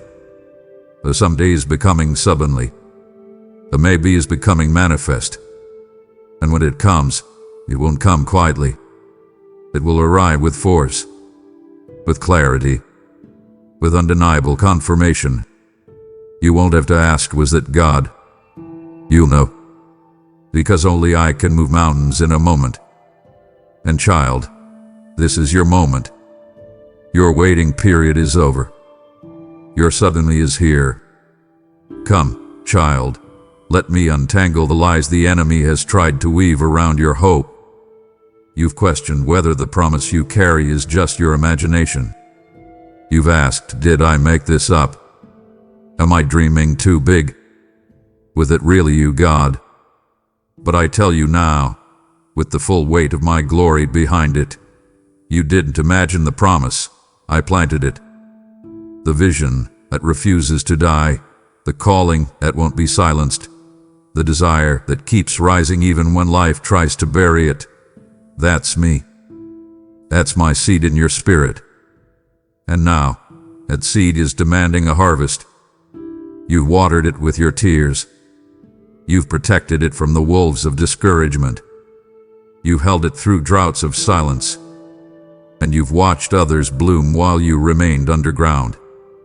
But child, what I planted in you was never ordinary. It needed deeper soil. It required longer gestation. It was not made for quick applause. It was made for kingdom impact. That's why it felt delayed. It wasn't denied. It was simply developing. And now, it has reached critical mass. The roots have taken. The shoot is breaking the soil. The promise is emerging. And here's the holy truth I need you to embrace. The harvest is non-negotiable. What I plant, I finish. What I start, I sustain. You're not chasing some false hope. You're carrying my divine design. And I don't plant seeds for potential. I plant for produce. My word never returns void. It always accomplishes what I sent it for. And what I sent into you will manifest. It must. Because heaven is now calling for the return.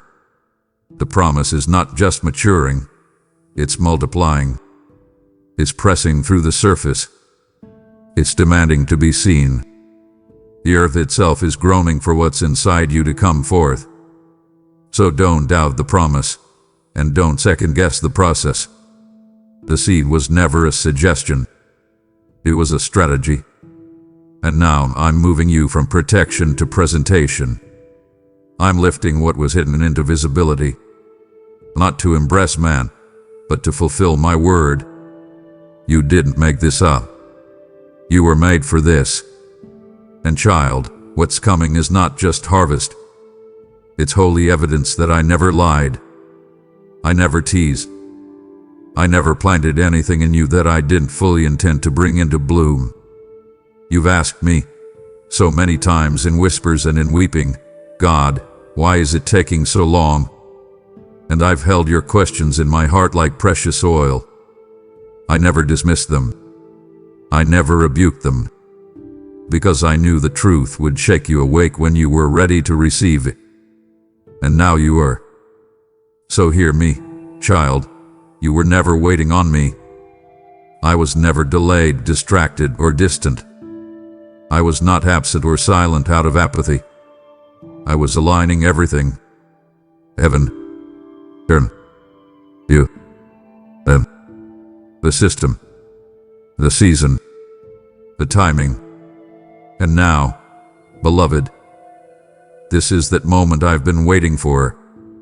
I had to wait, not because I was limited, but because you are so deeply loved. I couldn't release the promise into the hands of a version of you that wasn't ready to carry it with full authority. I couldn't hand over keys to locked doors when the foundation hadn't yet been fortified. I wasn't teasing you. I was protecting you. Because what's coming is not fragile. It's fiery. It's not light. It's loaded. And if I had answered too soon, it would have crushed you under its weight. But now, child, now everything has aligned. The ground has been prepared. The atmosphere has cleared. The old assignments have been canceled, and the new scroll has been unsealed. You don't need to wait anymore because I'm not waiting anymore. What I've declared is coming isn't just possible. It's inevitable. There's a divine collision happening right now. My timing and your surrender have finally intersected. My promise and your posture have finally synced. And the result? Release. Not trickle. Torrent. Not partial. Full. This is not a someday season. It's a suddenly moment. And everything I've whispered in the dark will now be displayed in the light. The angels have been dispatched. The strategy hath been activated. And the wind you feel around you now, that's the wind of my word in motion. So stand up. Lift your eyes. I know you've been tired from the wait. But now it's time to walk in what you've waited for. Time has shifted. The realm of delay has shattered. The dam has broken. The doors are opening not because you knocked harder, but because they were always scheduled to swing wide on this day. This is that moment. This is the hour your whole life has been pointing toward. Not an accident. Not a fluke. Not a possibility. A fulfillment. You're not late. You're not early. You're right on time for glory. Now that the final word has been spoken, let me seal it with a divine opportunity. You've received my voice. Now help amplify it. My word doesn't just rest. It runs, and I am calling you to be part of the river that carries it. The generous will prosper.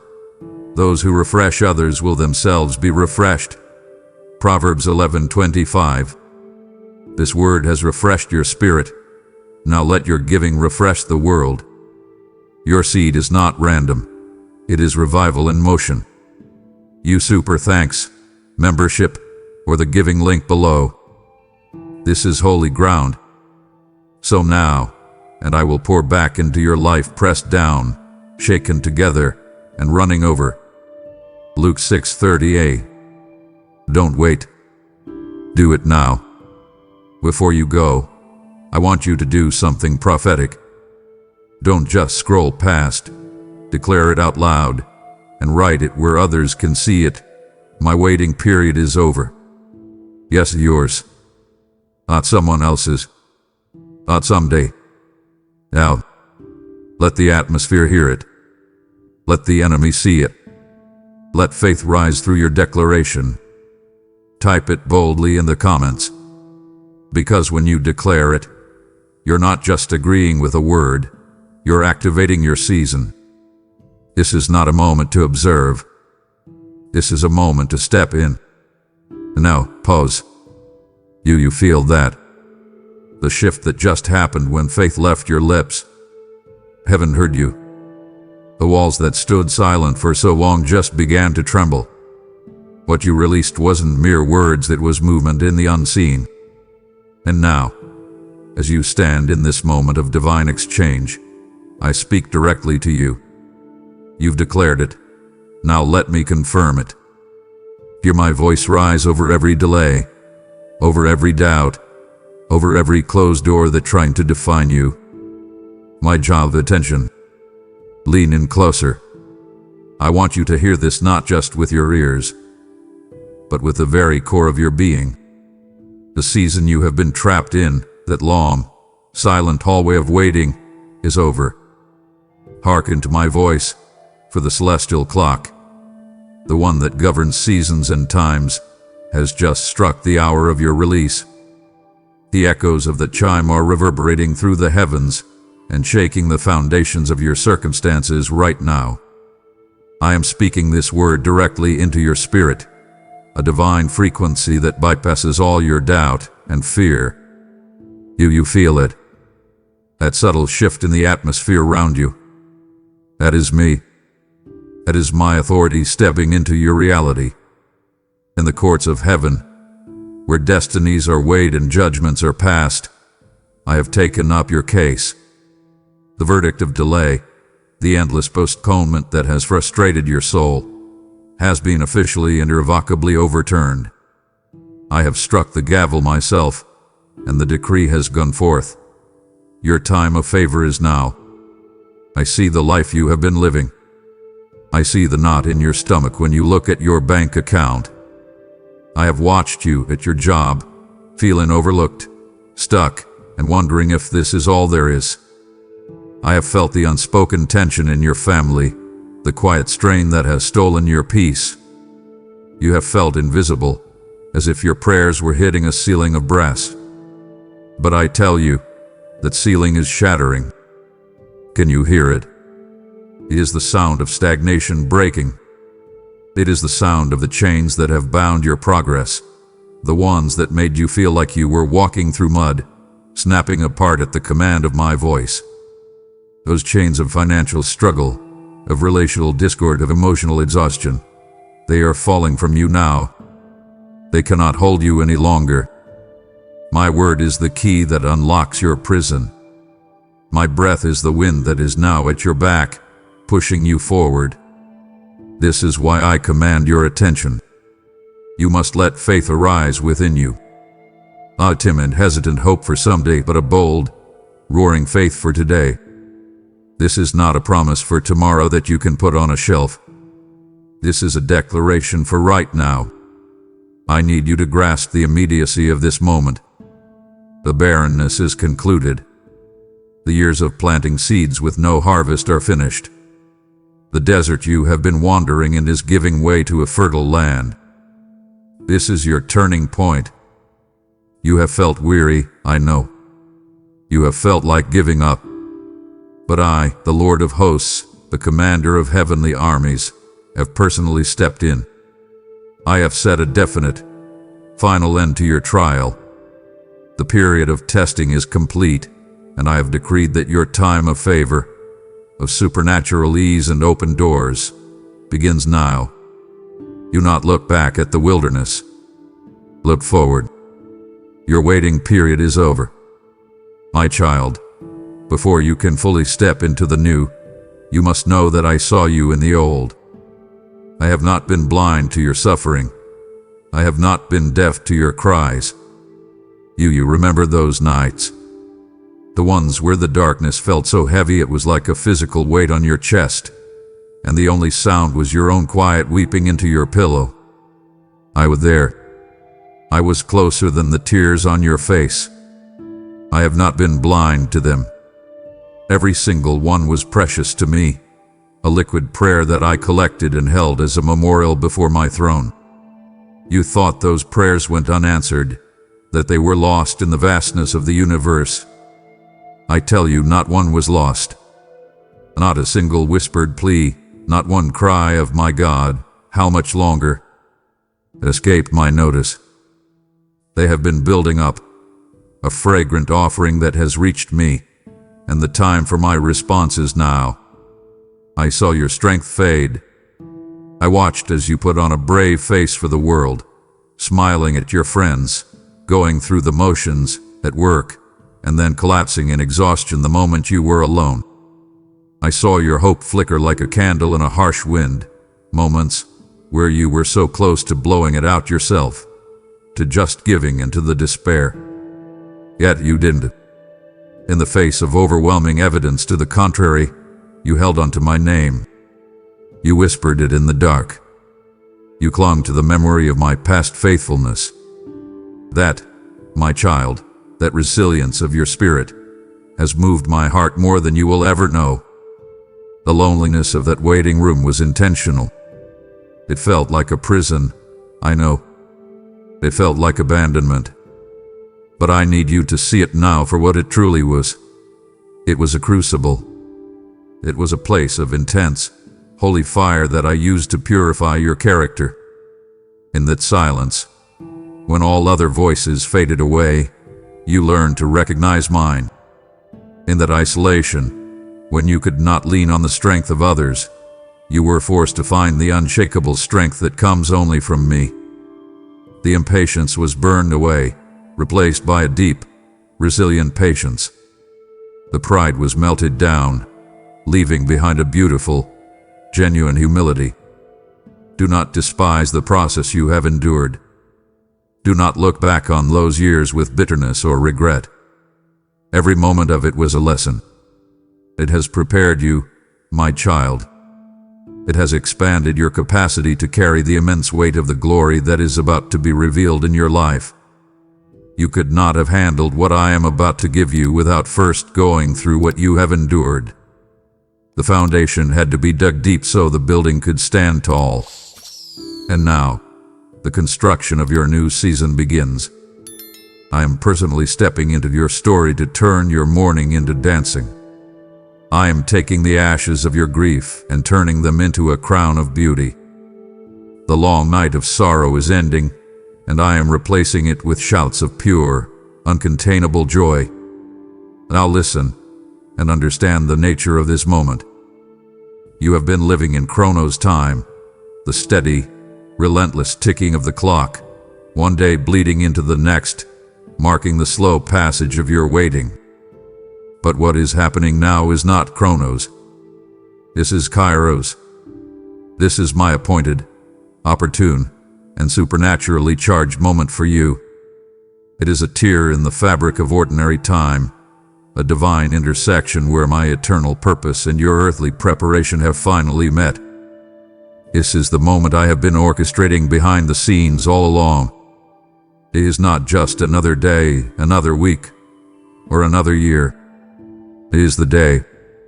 It is the divine window of opportunity opening directly over your life, and the light of my favor is pouring through. Everything you have been through has culminated in this exact point in time. I have been watching, waiting for you to be ready, and that moment is now. During your long wait, the enemy worked overtime. He used the delay to whisper lies in your ear, that I had forgotten you, that your mistakes had disqualified you, that your dream was dead. He meant for that period of silence to crush your spirit, to fill you with bitterness, and to cause you to abandon your faith. He meant for it all to bring you irreparable harm. But now, you will watch as I take every single one of his schemes and turn them for your spectacular, undeniable good. The rejection that broke your heart was actually my protection, redirecting you from a path that would have led to ruin. The financial lack that scared you taught you to depend on me as your ultimate source, a lesson you will need for the abundance I am releasing. I am turning it all around. What he meant to destroy you, I am using to define you. Angelic assistance hath been dispatched. Right now, as you hear these words, my angels are at work on your behalf. They are clearing paths you cannot see, moving obstacles you are not even aware of, and arranging circumstances in your favor. They are preparing the way for the breakthrough that has already been released in the heavenly realm. Therefore, your part in this has changed.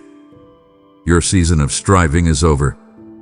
Cease the frantic effort, the pushing, the trying to make things happen in your own strength. That has only led to burnout and frustration. Your job now is not to create the river, but to step into its current. Step into the supernatural flow of my spirit. Let go of the oars of your own control and allow me to carry you forward. The heavens are perfectly aligned for your breakthrough. My will, my timing, and my power are all in sync. The only thing left is for you to align your faith with my declaration.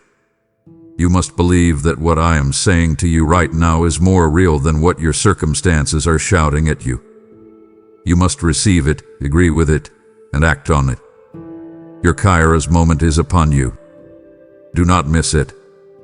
I want you to travel back in your mind with me. Go back to the quiet moments, perhaps years ago, when your heart was soft and your faith was new. Remember the promises I whispered to your spirit in the early morning hours. The dreams I planted in you that seemed so big, so impossible, that you barely dared to speak them aloud. You wrote them in a journal. You prayed over them. But as the years went by, the vibrant colors of those promises began to fade. The world told you to be realistic, and the silence made you believe they were just a figment of your imagination. I am here today to tell you that I have not forgotten a single one. Every promise I ever made to you is now being activated. The spiritual alarm clock for those words is going off, and they are waking from their slumber. I am unlocking the vault where they have been safely kept, waiting for this Kairos moment. Look closely at your life, for you will begin to see signs. Prophetic words that have lain dormant, words spoken over you by others that you had long since dismissed, are now beginning to bud. Like a tree in spring, you will see the first signs of green, the first hints of life. I am a covenant-keeping God. My character is faithfulness. It is impossible for me to lie, and my word spoken over your life cannot return to me void. It must accomplish the very thing for which I sent it. It is an eternal seed that, once planted, never loses its power to grow. The inheritance you have read about in my word, the promises of healing, provision, restoration, and purpose. These are no longer a distant hope, a someday reality that you hope to attain in heaven. I am making them your present possession. This is the day you begin to walk in the reality of what has always been yours in the Spirit. Your waiting has paid the price of preparation, and now you are ready to receive your inheritance. What about those dreams, my child? The ones you buried under layers of disappointment and practicality. The visions for your life, your family, and your calling that you gave up on because the waiting became too painful. Go back to that graveyard of dead dreams. Stand there with me now, because I am breathing new life into them. I am the God of resurrection, and I am speaking to those dry bones, to those buried visions, and commanding them to live again. That business idea you abandoned, that desire to write a book, that prayer for your family's salvation that you stopped praying, I am resurrecting them. Watch as I begin to perform what I have spoken. You will see it with your own eyes. It will be undeniable. My faithfulness is not a passive concept. It is an active force. It will become your shield, protecting you from doubt, and it will be your reward, the tangible evidence of a promise fulfilled after a long and difficult wait. The time for believing is giving way to the time for seeing. As you stand on the brink of this new season, there is something you must do. It is a conscious, deliberate act of your will. You must now shed the mindset of a person who is waiting. For years, that identity hath been your reality. You have learned the habits of waiting, how to manage disappointment, how to lower your expectations to avoid being hurt, how to brace yourself for more delays. That identity has served its purpose, but it cannot come with you into the promised land. Today, I am calling you to a spiritual changing of your clothes. You must take off the heavy cloak of disappointment that has been weighing you down. Feel its weight on your shoulders, the accumulated heaviness of every no, every closed door, every unanswered prayer.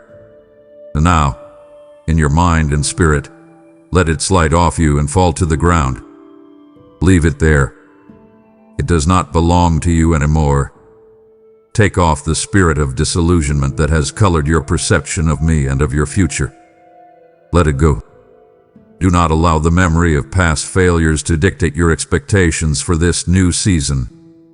The enemy will try to play you a highlight reel of your mistakes. He will remind you of the times you tried and failed, the times you stepped out in faith and fell flat on your face. He wants you to believe that this time will be no different. You must refuse to watch that movie. I have cast your past failures into the sea of forgetfulness, and you must refuse to go fishing for them. I am giving you new wine, a fresh anointing, a new level of favor and blessing. Do not try to pour it into the old wineskins of your former identity. Your old mindset, with its limitations, its fears, and its negative assumptions, cannot contain what I am about to pour into your life. If you try, the new wine will be lost, and the old wineskins will burst. You must allow me to give you a new mindset, a new way of thinking that is built on faith, expectation, and the reality of my promise. This also means you must release people, There were those who misunderstood you during your trial, who judged you, who thought your faith was foolish. There were those who abandoned you, who grew tired of your struggle and quietly walked away. The pain of that rejection has left a wound in your heart. You cannot carry that bitterness and unforgiveness into your new season. It is an anchor that will hold you back. Today, you must forgive them. Not because they deserve it, but because you deserve to be free. Release them from the debt you feel they owe you. Release yourself from the pain of replaying their offenses in your mind. I will handle them. Your job is to let go. As you do this, as you release the old garments of disappointment and unforgiveness, I am clothing you with new ones. I am wrapping you in garments of praise, replacing the spirit of despair that has haunted you for so long. You will no longer be defined by your waiting or your wounds. You will be defined by my victory and your praise. Do not turn away now. To cast off the old garments is only the first step. It would grieve my heart for you to stand unclothed and vulnerable when I am waiting to bestow upon you the robes of your new assignment and reveal the sound of the rain that is coming. Stay, and let me dress you for your destiny. And now, my child, quiet your spirit. Still your anxious thoughts. I want you to listen with your spiritual ears. Do you hear that? It is the sound the prophet Elijah heard after years of drought. It is the sound of abundance. Listen closely, for the spiritual drought that has characterized your life is over. Every dry area, your finances that have been a barren desert, your relationships that have felt parched and lifeless, your own soul that has been thirsty for a fresh touch from me, is about to be saturated. The season of lack, of just getting by, of spiritual dryness, is officially finished. I am releasing a downpour of my spirit, a torrent of my presence, that will refresh and revive every single part of your life. What was once barren will suddenly become a flourishing garden. What was dead will spring forth with new life. What you are hearing in your spirit right now is not a distant rumble of a storm far off on the horizon. This is not a maybe someday shower. It is the sound of the imminent arrival of my restorative power. The clouds are directly over your head, dark and heavy with blessing, ready to burst. You must prepare for it now. Prepare the barren ground of your heart to receive the seeds of new miracles. How do you do this? You do it with expectation. You begin to thank me for the rain before you feel the first drop. You get your vessels ready to be filled. Do not come to this downpour with a thimble of expectation. Come with a vast reservoir. I want to fill you to overflowing. I am not sending a light drizzle of blessing that will barely moisten the surface. This is a deluge of favor that I am pouring out upon you. It will be more than you can contain. It will be a flood of my goodness that will not only bless you but will overflow from your life to touch everyone around you. Can you feel it? The spiritual atmosphere all around you is shifting. The air, which was once dry and stagnant with disappointment, is now becoming thick and charged with my creative potential. There is an electricity in the air, a sense of holy anticipation. The heavens are pregnant with possibility. This is the atmosphere where miracles are born. This is the climate where breakthroughs manifest. The enemy cannot stand in this kind of downpour. He will be washed away. Sickness cannot survive in this atmosphere. It will be drowned out by my healing streams. Lack has no place here. It will be replaced by my abundant provision. You are standing on the cusp of the greatest outpouring you have ever experienced. So lift your face to the heavens, my child. Open your heart wide. The rain is coming.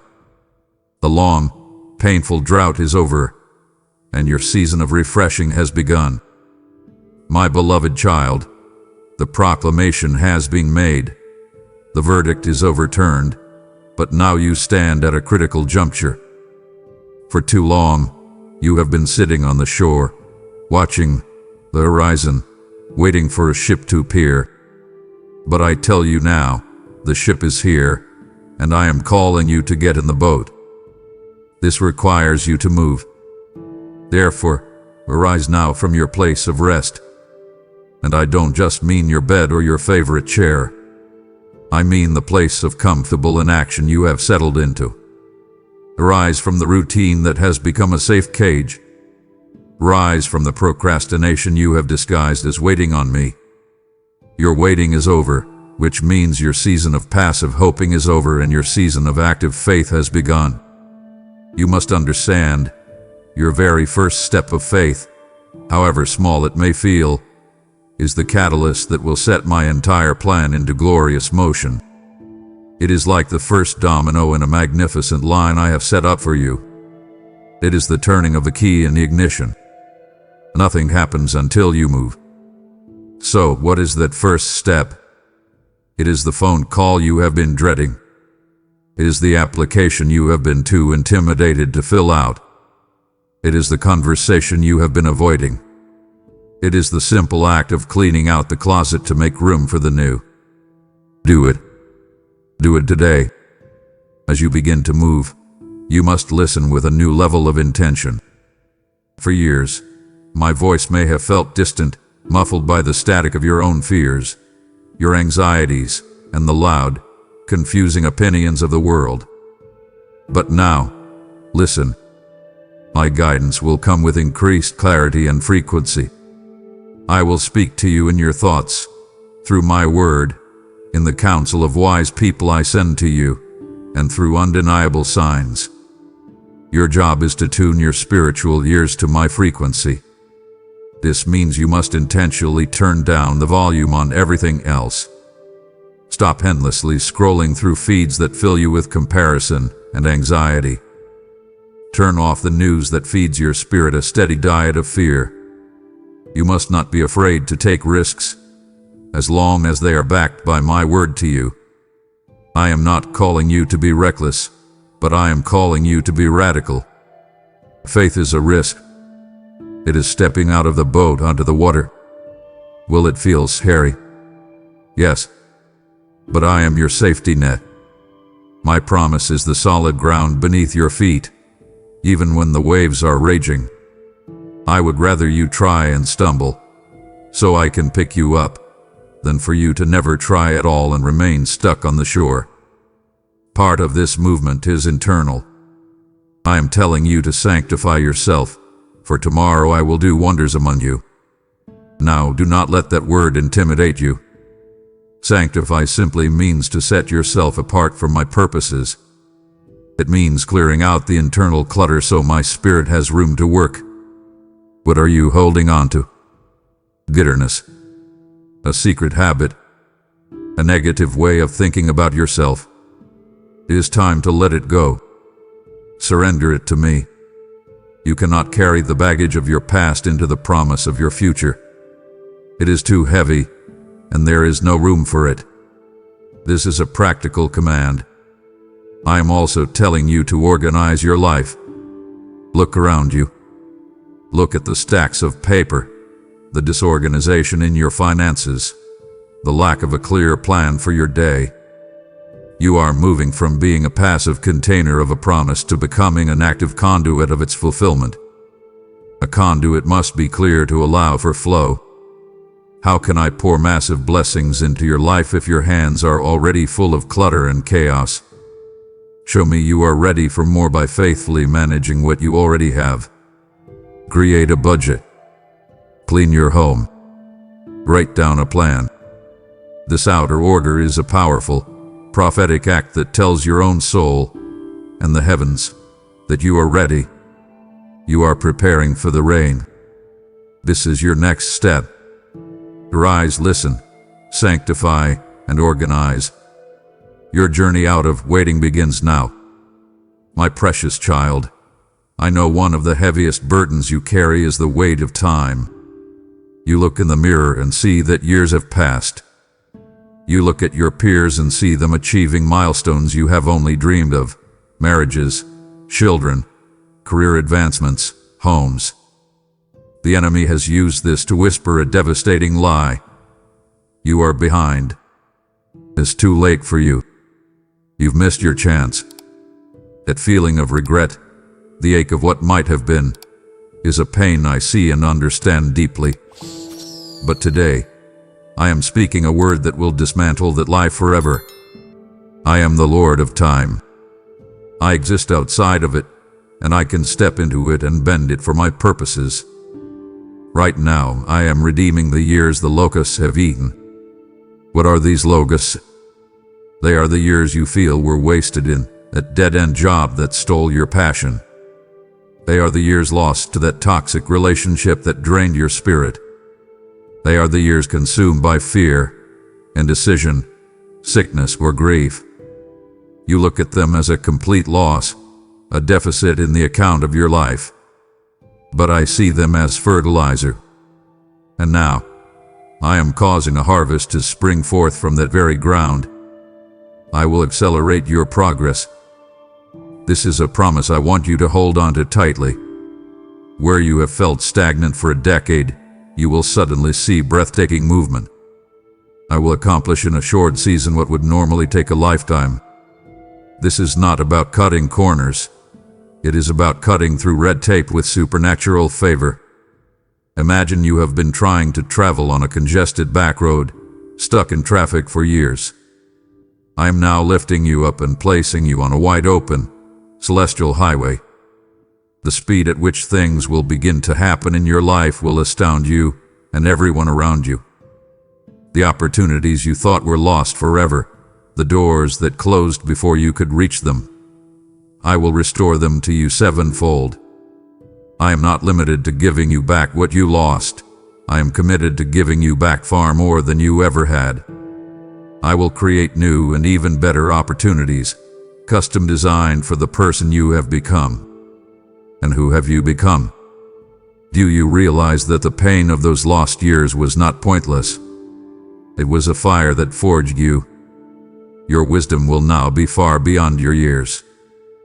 You have a depth of character, an empathy for suffering, and a reliance on me that can only be learned in the crucible of waiting. That wisdom is a priceless gift. The superficial success others chased could never produce the substance that is now within you. I will also restore relationships that were fractured by the strain of your long trial. Friendships that grew distant, family ties that were frayed. I will send my spirit as a divine healer to mend what was broken. I will give you a new capacity to love and be loved. And most importantly, I will restore the joy of your salvation and the innocence of your initial faith. The cynicism and weariness that settled into your soul will be washed away. I will give you back the ability to laugh freely, to dream big, to wake up with excitement for the day. I am not just restoring your circumstances, I am restoring your heart. The years were not lost, my child. They were invested. And now, the returns are coming in. I want you to bring to your mind, right now, a specific door. A door you have knocked on, put on, and pleaded before, only to have it remain firmly shut. Maybe it is the door to a specific career, the door to financial freedom, the door to healing in your body, or the door to a certain person's heart. You know this door well. You have the splinters in your knuckles from knocking. You carry the bruises of rejection from having it slammed in your face. Now, hear my word. Those very doors, the ones that were previously and repeatedly shut, will now swing open before you so effortlessly it will take your breath away. Where you once had to strive and prove yourself, you will now find an inexplicable welcome. You will not have to force your way in. My spirit will go before you as your key and your divine access pass. The resistance you have grown so accustomed to will melt away like snow in the spring sun. I am granting you supernatural favor with the very individuals and institutions that once overlooked and rejected you. The same people who said you were not qualified will now seek you out for your expertise. The organization that sent you a rejection letter will now offer you a position. The loan officer who said no will now find a way to say yes. This will not be because you have suddenly become more charismatic or persuasive. It will be because my anointing, the tangible presence of my favor, is now resting upon you. It is an invisible credential that opens doors no human qualification can. People will not even know why they are helping you. They will just know they are supposed to. This is the effect of my grace going before you. Now, this is a truth you must grasp deep in your spirit to be fully healed. The rejection you experienced in the past was my fierce protection. Every closed door that broke your heart was an act of my profound love for you. You see, you were knocking on doors that led to places that were not my best for you. That job would have crushed your spirit. That relationship would have led you into a cage of sorrow. That opportunity would have diverted you from your true destiny. I love you too much to let you walk through those doors. I allowed the temporary pain of rejection to save you from the permanent pain of misalignment. So now, when you look back at those closed doors, I want you to thank me for them.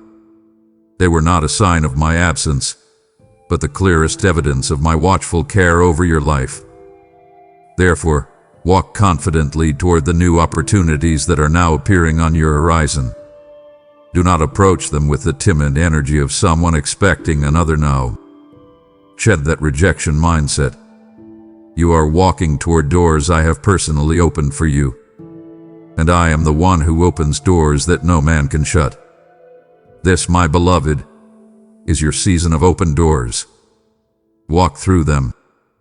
For a long time, you have felt as if you were in a classroom or a training ground. You have learned lessons in patience, humility, and faith. You have been tested and tried. And now, I announce to you that your period of training is officially complete. The graduation ceremony is over, and your new kingdom assignment is being issued directly from my throne room. This is your promotion. You have been faithful in the small, unseen things, and now I am entrusting you with greater responsibility. What are those small things? I saw you choose to be kind when your own heart was breaking. I saw you manage the little money you had with integrity and generosity.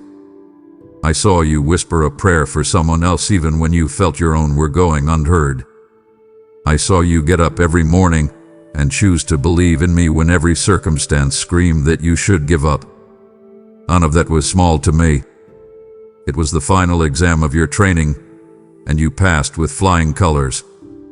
Your faithfulness in the wilderness has qualified you for rulership in the promised land.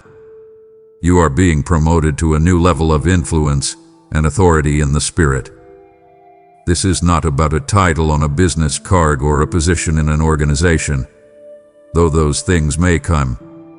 This is something far more significant. It means that when you speak, your words will carry a new spiritual weight. When you pray, you will see a new level of results. Your very presence will begin to shift atmospheres from darkness to light, from chaos to peace. But hear me on this, and hear me clearly.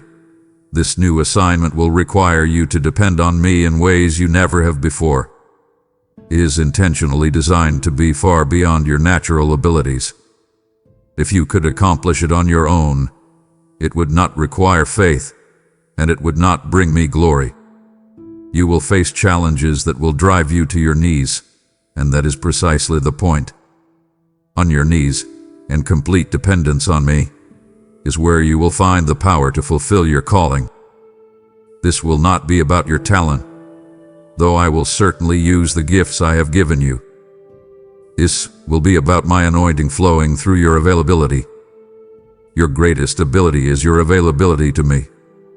Your primary task is to remain a clean and open vessel. The world is full of talented people, but I am looking for yielded people through whom I can display my power. Today, I am placing a mantle upon your shoulders. It is a mantle of purpose, of authority, and of holy responsibility.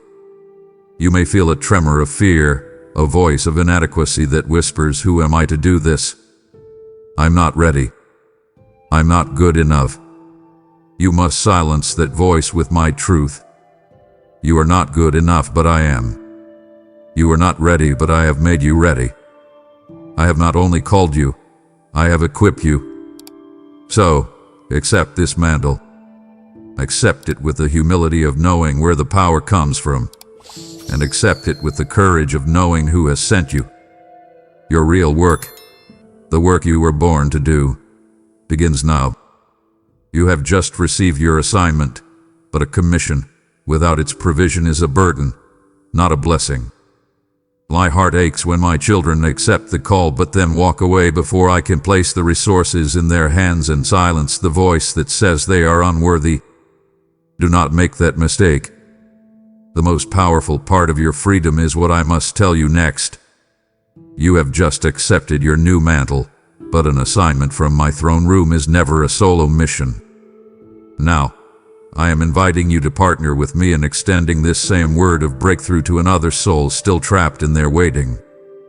Every seed you sow carries the sound of breaking chains to a heart that needs to hear it, proving you are faithful with the new authority I have given you. I declare a sevenfold return on the seed you plant today. It will not only fund my mission, but will fortify your own new beginning. This is your first act of obedience in your new season, releasing provision for my kingdom. Sow your seed of faith now through Super Thanks membership, or the link below, and watch as I honor your obedience. My child, let's talk about something that has been a constant, heavy weight on your mind: money. I have seen the anxiety that grips you when the bills come due. I have felt the stress in your body as you live paycheck to paycheck, always feeling like you are just one unexpected expense away from disaster. I have seen the shame you carry because of debt, and the frustration of wanting to be generous but having nothing to give. That constant, harassing pressure is not from me. It is a spirit of lack, and I declare to you today that its power over your life and your family is being broken. The generational cycle of not enough that has plagued your bloodline is ending with you. I am severing its root by the power of my name. I want you to breathe that in. The war for just enough is over. A new financial season is dawning. I am opening the storehouses of heaven and releasing the resources that are specifically tied to your new assignment. You must understand this connection. Provision follows purpose. As long as you were in a holding pattern, your provision was just enough to sustain you. But now that I have given you your new assignment, I am releasing the full funding for the project. You are my ambassador on earth, and I always fund the missions I commission. This is not about you wishing for a lottery win so you can live a life of ease. This is about me resourcing my kingdom agenda through you. Wealth and riches are in my house, and in this season, I am orchestrating a great transfer. I am moving wealth from the hands of those who would hoard it or use it for wicked purposes and placing it into the hands of the righteous, my children, who will use it to build, to bless, to heal, and to spread my love. You will personally move from a mindset and reality of just enough to one of more than enough. Your cup will not just be full, it will overflow. I am positioning you to become a channel of my provision, a river through which my resources flow to bless others. You will write checks that will fund ministries. You will have the means to help a friend in need without a second thought. You will be able to give to the poor with a joyful and open hand. This is my heart for you. To facilitate this, I am decreeing supernatural miracles. Debts will be canceled in ways that defy logic. Unexpected checks will arrive in the mail. New streams of income, creative business ideas, and divine strategies will manifest in your mind. You will find favor that leads to promotions and new opportunities. But with this blessing comes a great responsibility. You must manage what I give you with absolute integrity. You are now a steward of my kingdom's wealth. I will require you to be wise, to be disciplined, and above all, to be generous. Good stewardship is the very thing that will keep the storehouse doors open over your life. Get ready. The release has begun.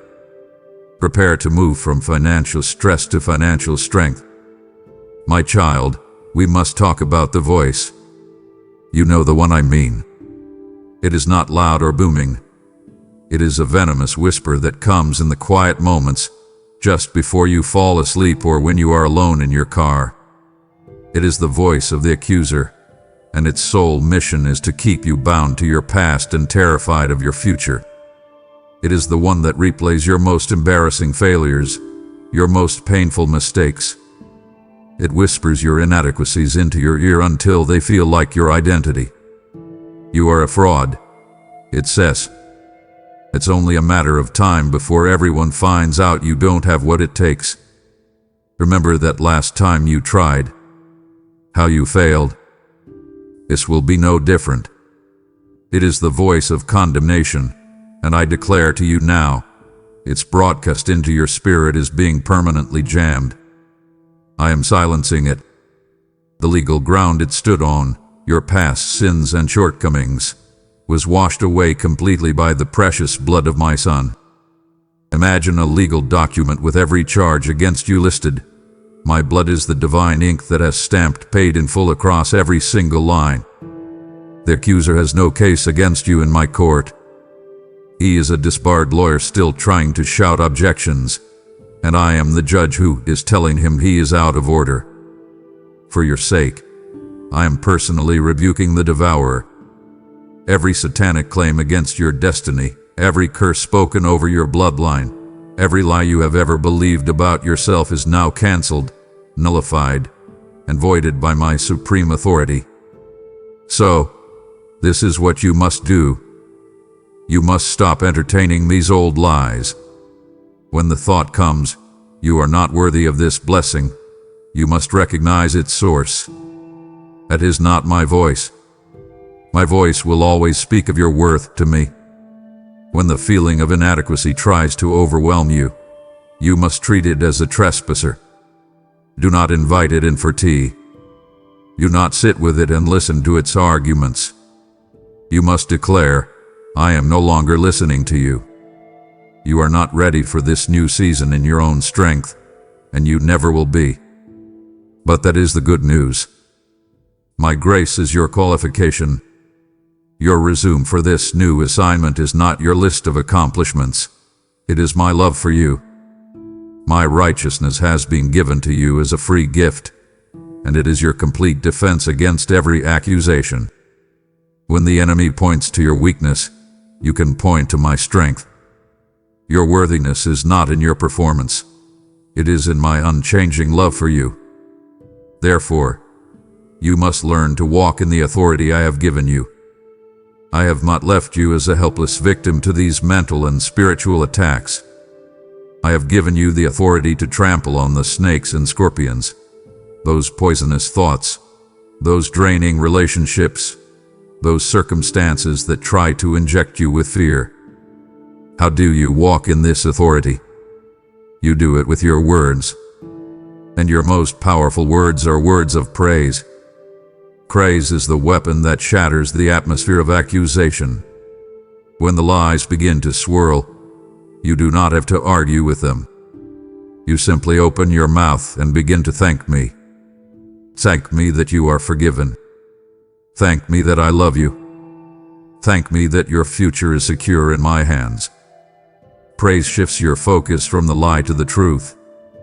It elevates you above the battlefield and into my presence, where the accuser cannot breathe. His lies are suffocated by the air of heaven. So, let your praise become your automatic response to his accusations. This is your victory strategy. The voice is silenced. Now, walk in the quiet confidence of a child who is deeply and irrevocably loved. My precious one, as we move forward, we must address your circle. The people you surround yourself with are not a neutral force in your life. They are either anchors holding you back or sails catching the wind of my spirit to propel you forward. I have watched with a grieving heart as you have poured your time, your energy, and your love into relationships that have left you feeling empty, used, and small. You know exactly who I'm talking about. The one-sided friendships where you are always the giver, always the listener, always the encourager, with nothing coming back.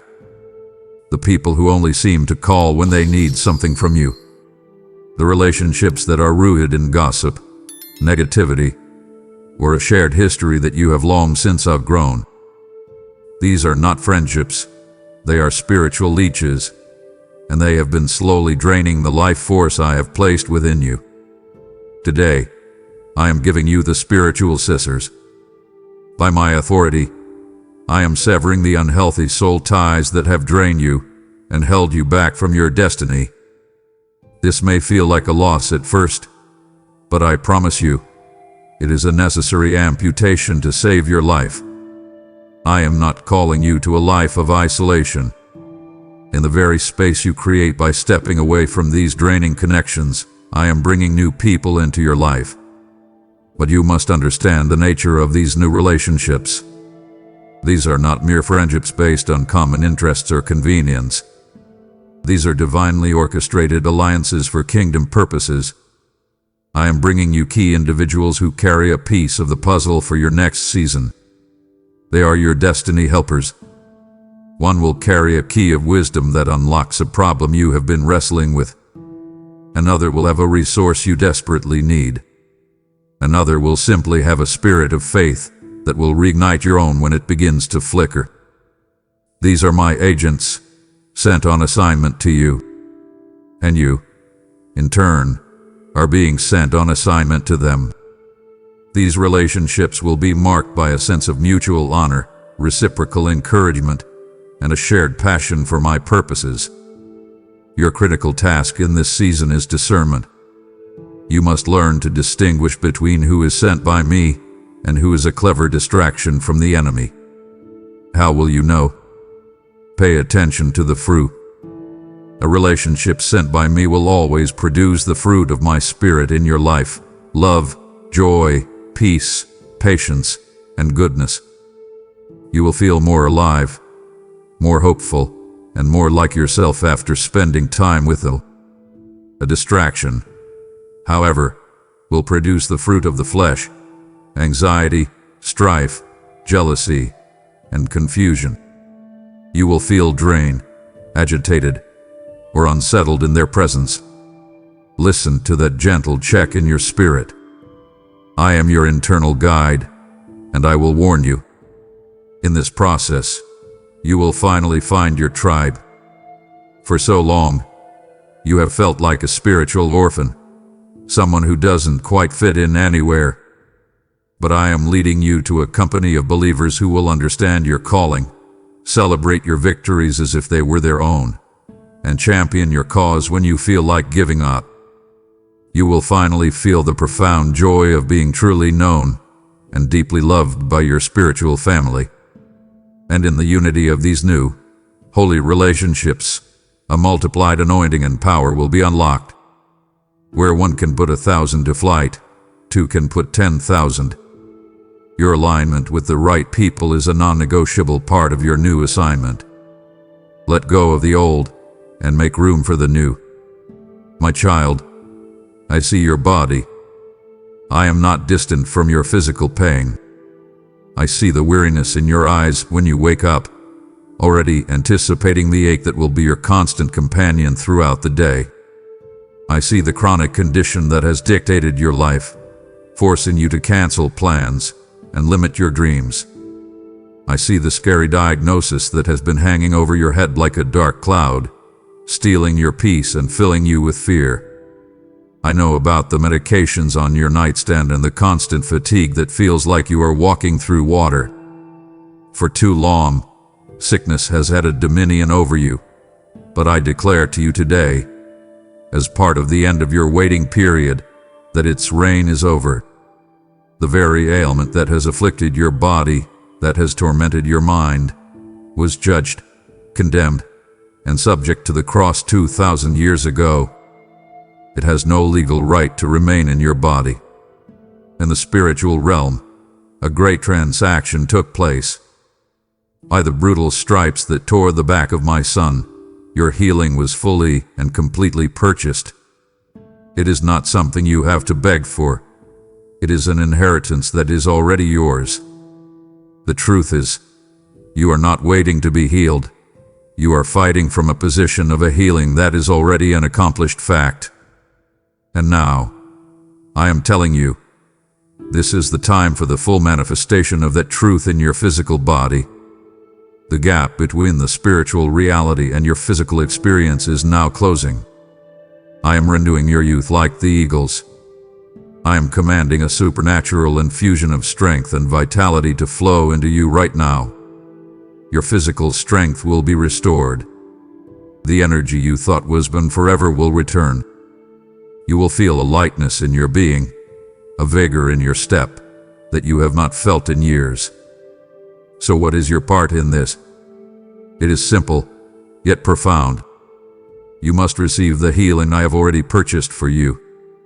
Your faith is the conduit. It is the hand that reaches out and takes hold of what is already yours. How do you do this? You begin to speak to your body in line with my word, not in line with your symptoms.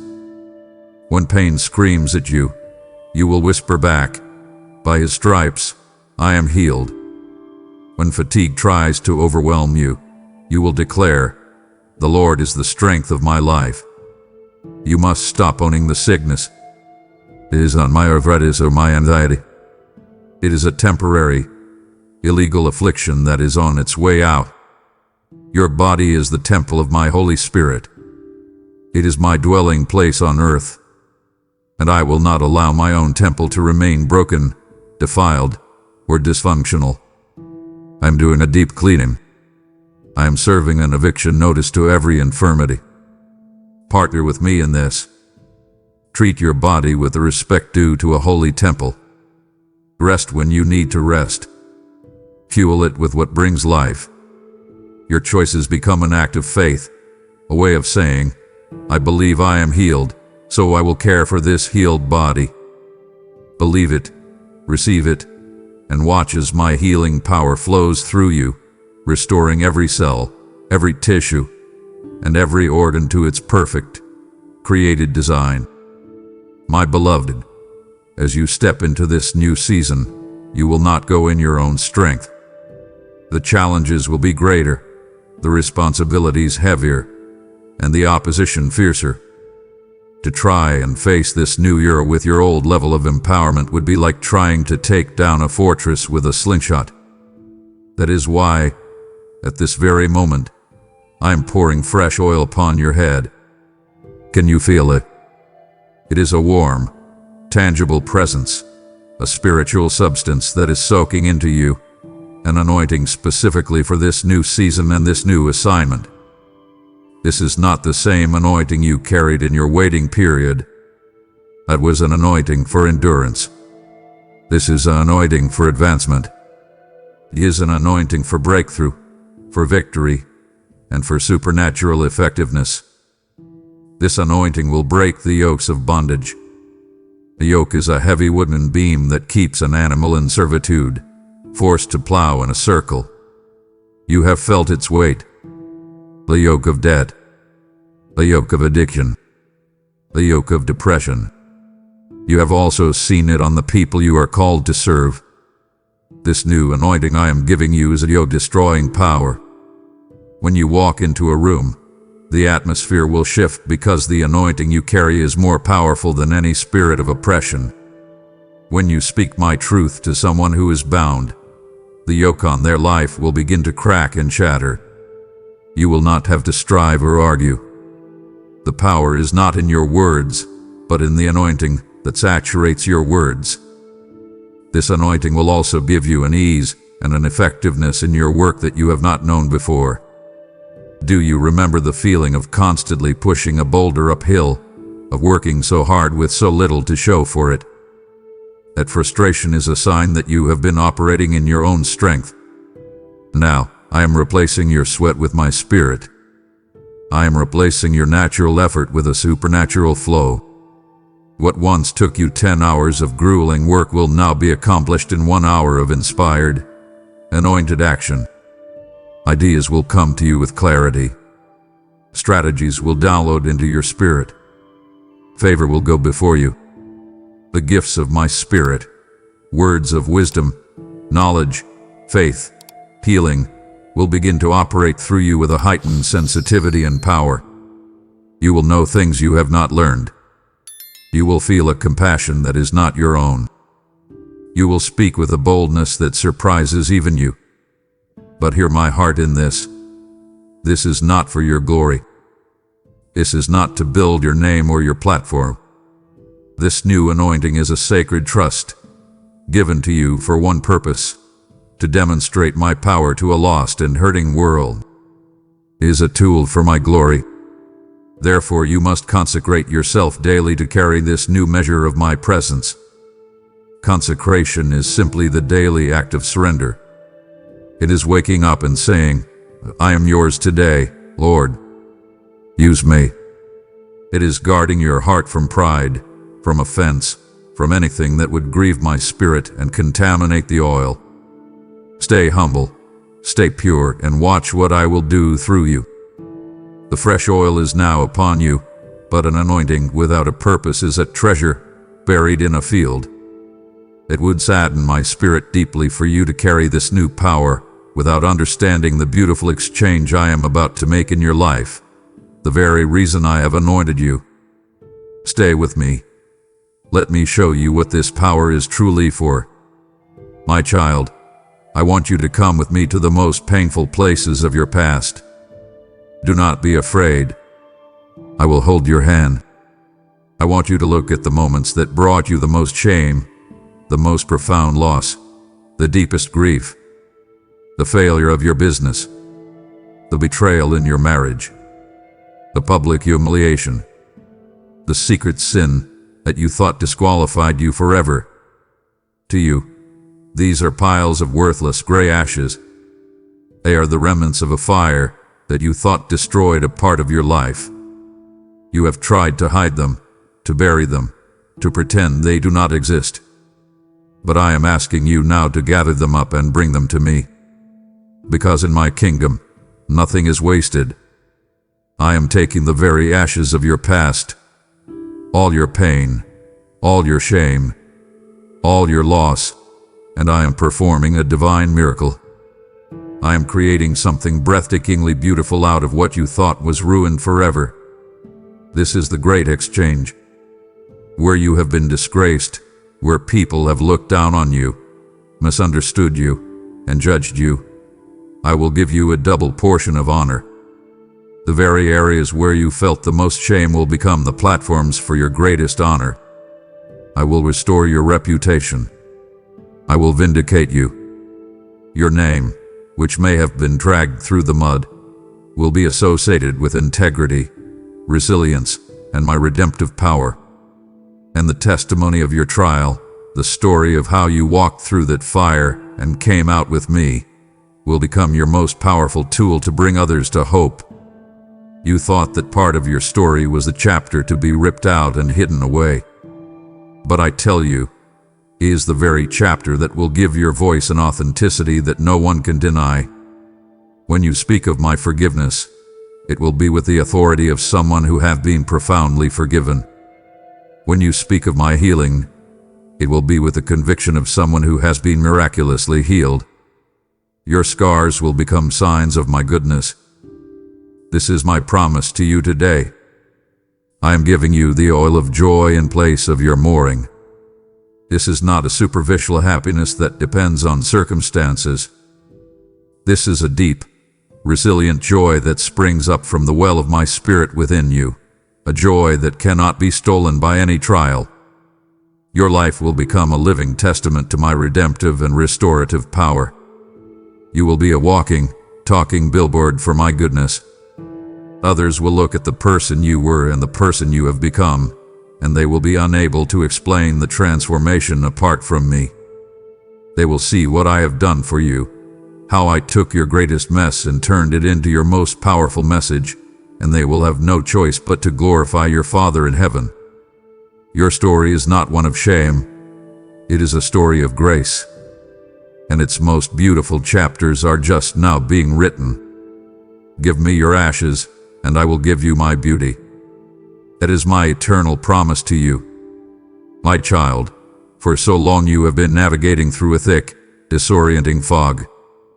You have been moving, yes, but without a clear sense of direction, taking steps based on guesswork and the faint outlines of what you thought might be the right path. That fog was a confusion that clouded your mind, the uncertainty about your future that stole your energy, the constant, nagging question of what am I supposed to be doing with my life.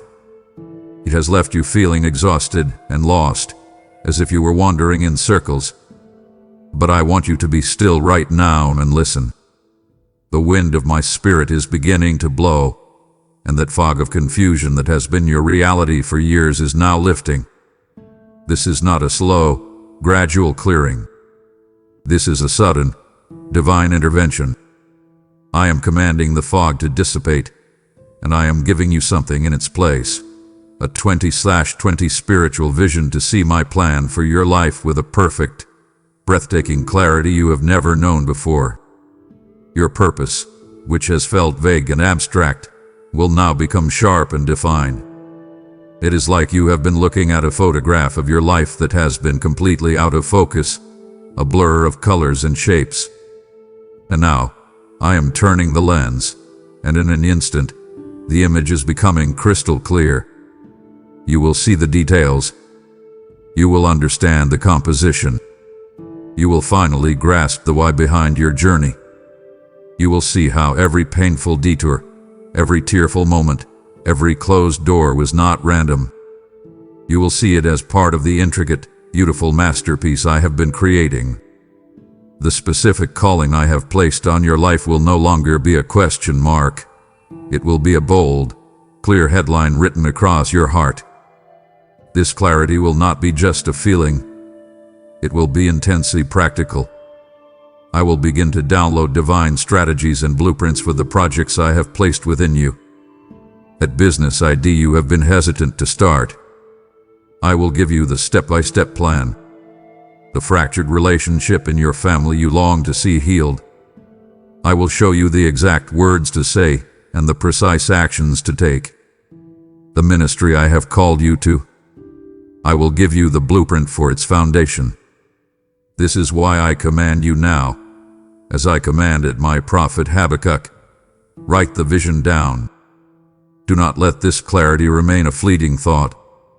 Take out a pen and paper, open a new document on your computer, and make it plain. Writing it down is an act of faith. It is you partnering with me, taking what I am revealing in the spirit and anchoring it in the natural realm.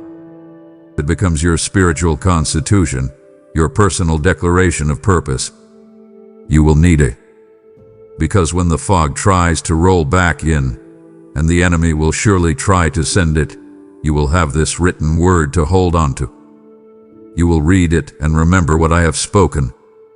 You will see it and your faith will be renewed. Once it is written, you will be able to run with it. You will no longer walk with the hesitant, shuffling steps of the uncertain. You will run with the confident, powerful stride of someone who knows exactly where they are going and who has sent them. You will run and not grow weary, because your energy will no longer be wasted on confusion and doubt. It will be focused, potent, and directed toward the glorious purpose I have now made so clear to you. The time for wandering is over. The time for running with purpose has begun. My beloved, there are patterns in your life, struggles that feel deeper and older than your own experiences. You have fought against them, only to find yourself falling into the same traps that ensnared your parents and their parents before them. I am talking about the recurring cycle of anger that erupts without warning, the spirit of poverty that seems to sabotage every attempt at financial progress, the shadow of addiction that has haunted your family tree, the pattern of broken relationships and divorce that feels like an inescapable inheritance. You have felt at times like you are living out a script that was written, for you long before you were born. You have felt the pull of these generational curses, these invisible currents of dysfunction and defeat that have plagued your family line. I see you, and I see the chains you did not forge but have been forced to carry. Today, by the supreme authority of the one who broke every curse on the cross, I declare to you that cycle of brokenness ends with you. Right now, by the power that is in the blood of Jesus, I am taking a divine axe and I am severing every generational curse at its very root. Imagine a great, poisonous tree whose roots have been secretly wrapped around your life and your family. I am not just trimming the branches. I am hacking through the ancient roots until the entire tree comes crashing down. It will never produce its bitter fruit in your life again. The lie that you are destined to repeat the mistakes of your ancestors is hereby silenced and declared null and void. You are not a spiritual copy of your past. You are a new creation. I am establishing a new legacy, a new spiritual bloodline that begins with you. It will be a legacy of blessing, not cursing, of freedom, not bondage, of health, not sickness, of prosperity, not lack. And this new legacy will flow from you to 1,000 generations. I want you to see yourself differently from this day forward. You are a transitional character. You are a spiritual pioneer. You are the bridge that I have built to lead your family from a long history of bondage into a wide-open future of freedom.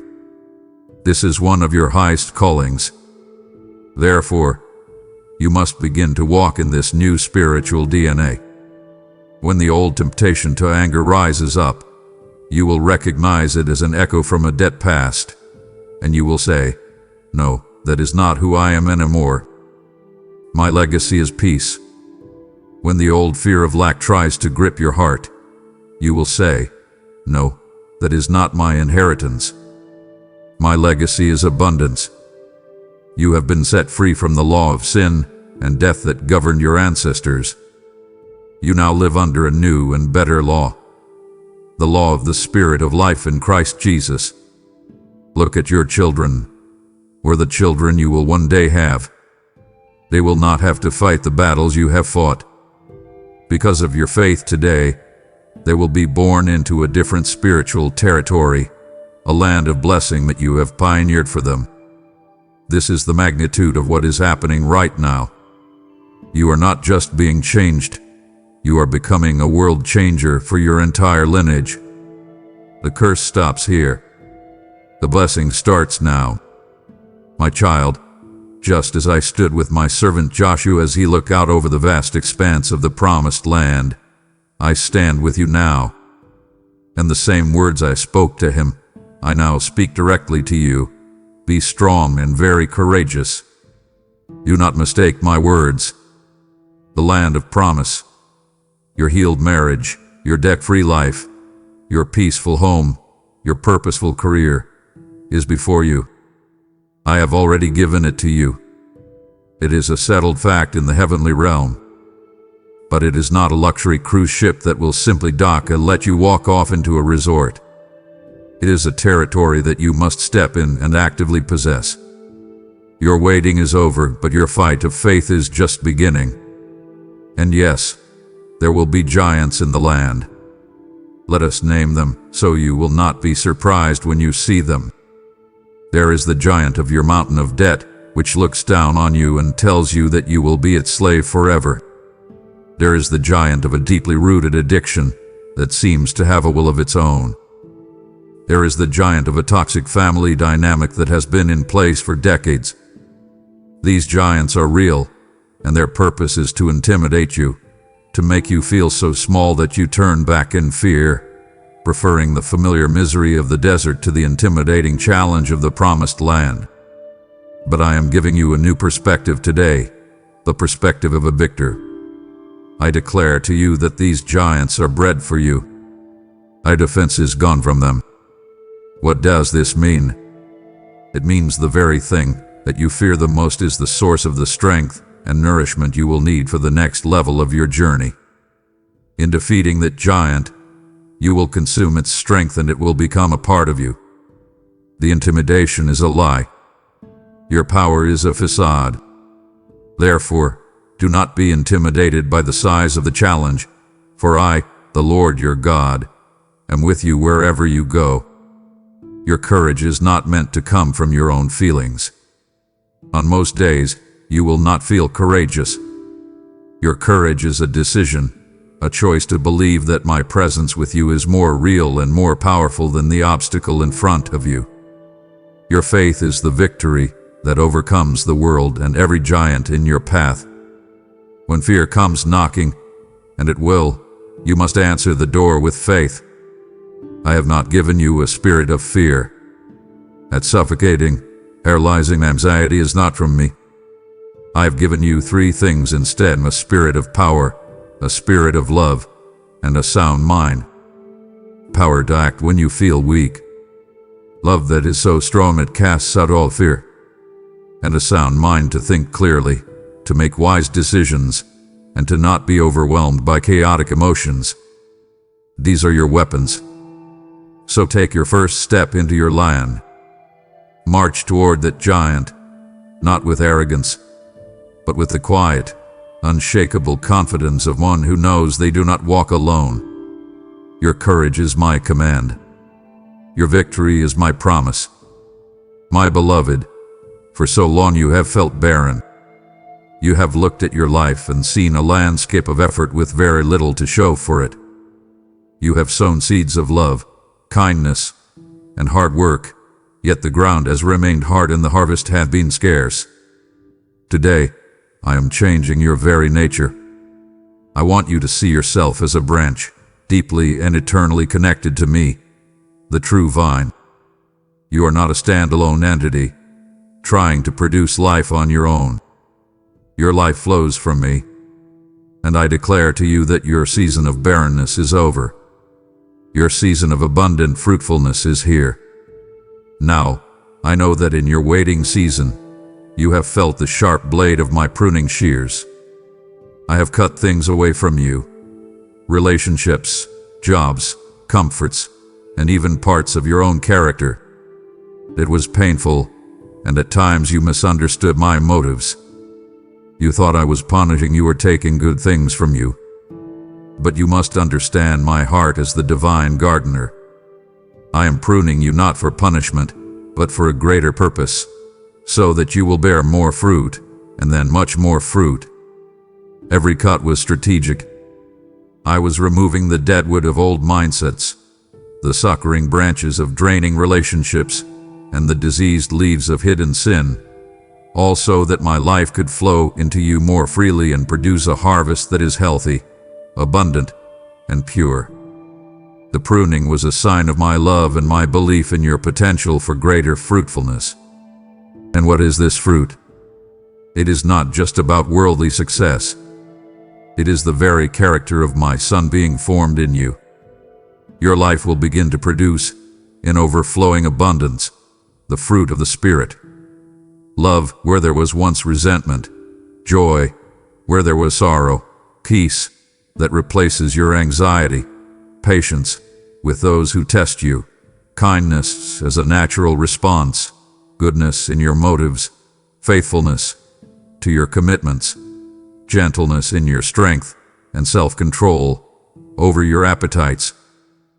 This will not be something you have to strive for. It will be the natural byproduct of your deep connection to me.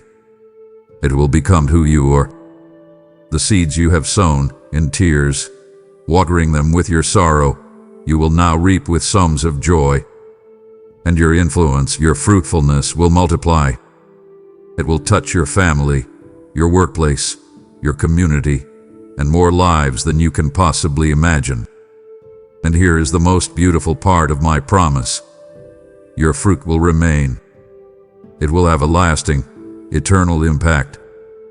The love you show, the kindness you offer, the peace you carry, these things will be a legacy that will endure long after you are gone, a testament to the beautiful work I have done in and through you. Get ready to be fruitful. I have declared that your season of abundant fruitfulness is here. But the purpose of a harvest is not to be hoarded. It is to be sown. If your heart desires to see this message of hope bear fruit in another life, then I am calling you to sow a seed from the increase I am bringing you. Every gift becomes a stream flowing from you, my branch, carrying my life-giving water to a parched soul in their desert of waiting.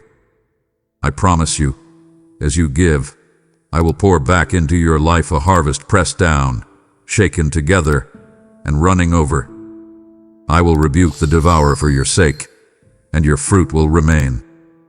This act of giving consecrates your harvest and ensures its multiplication.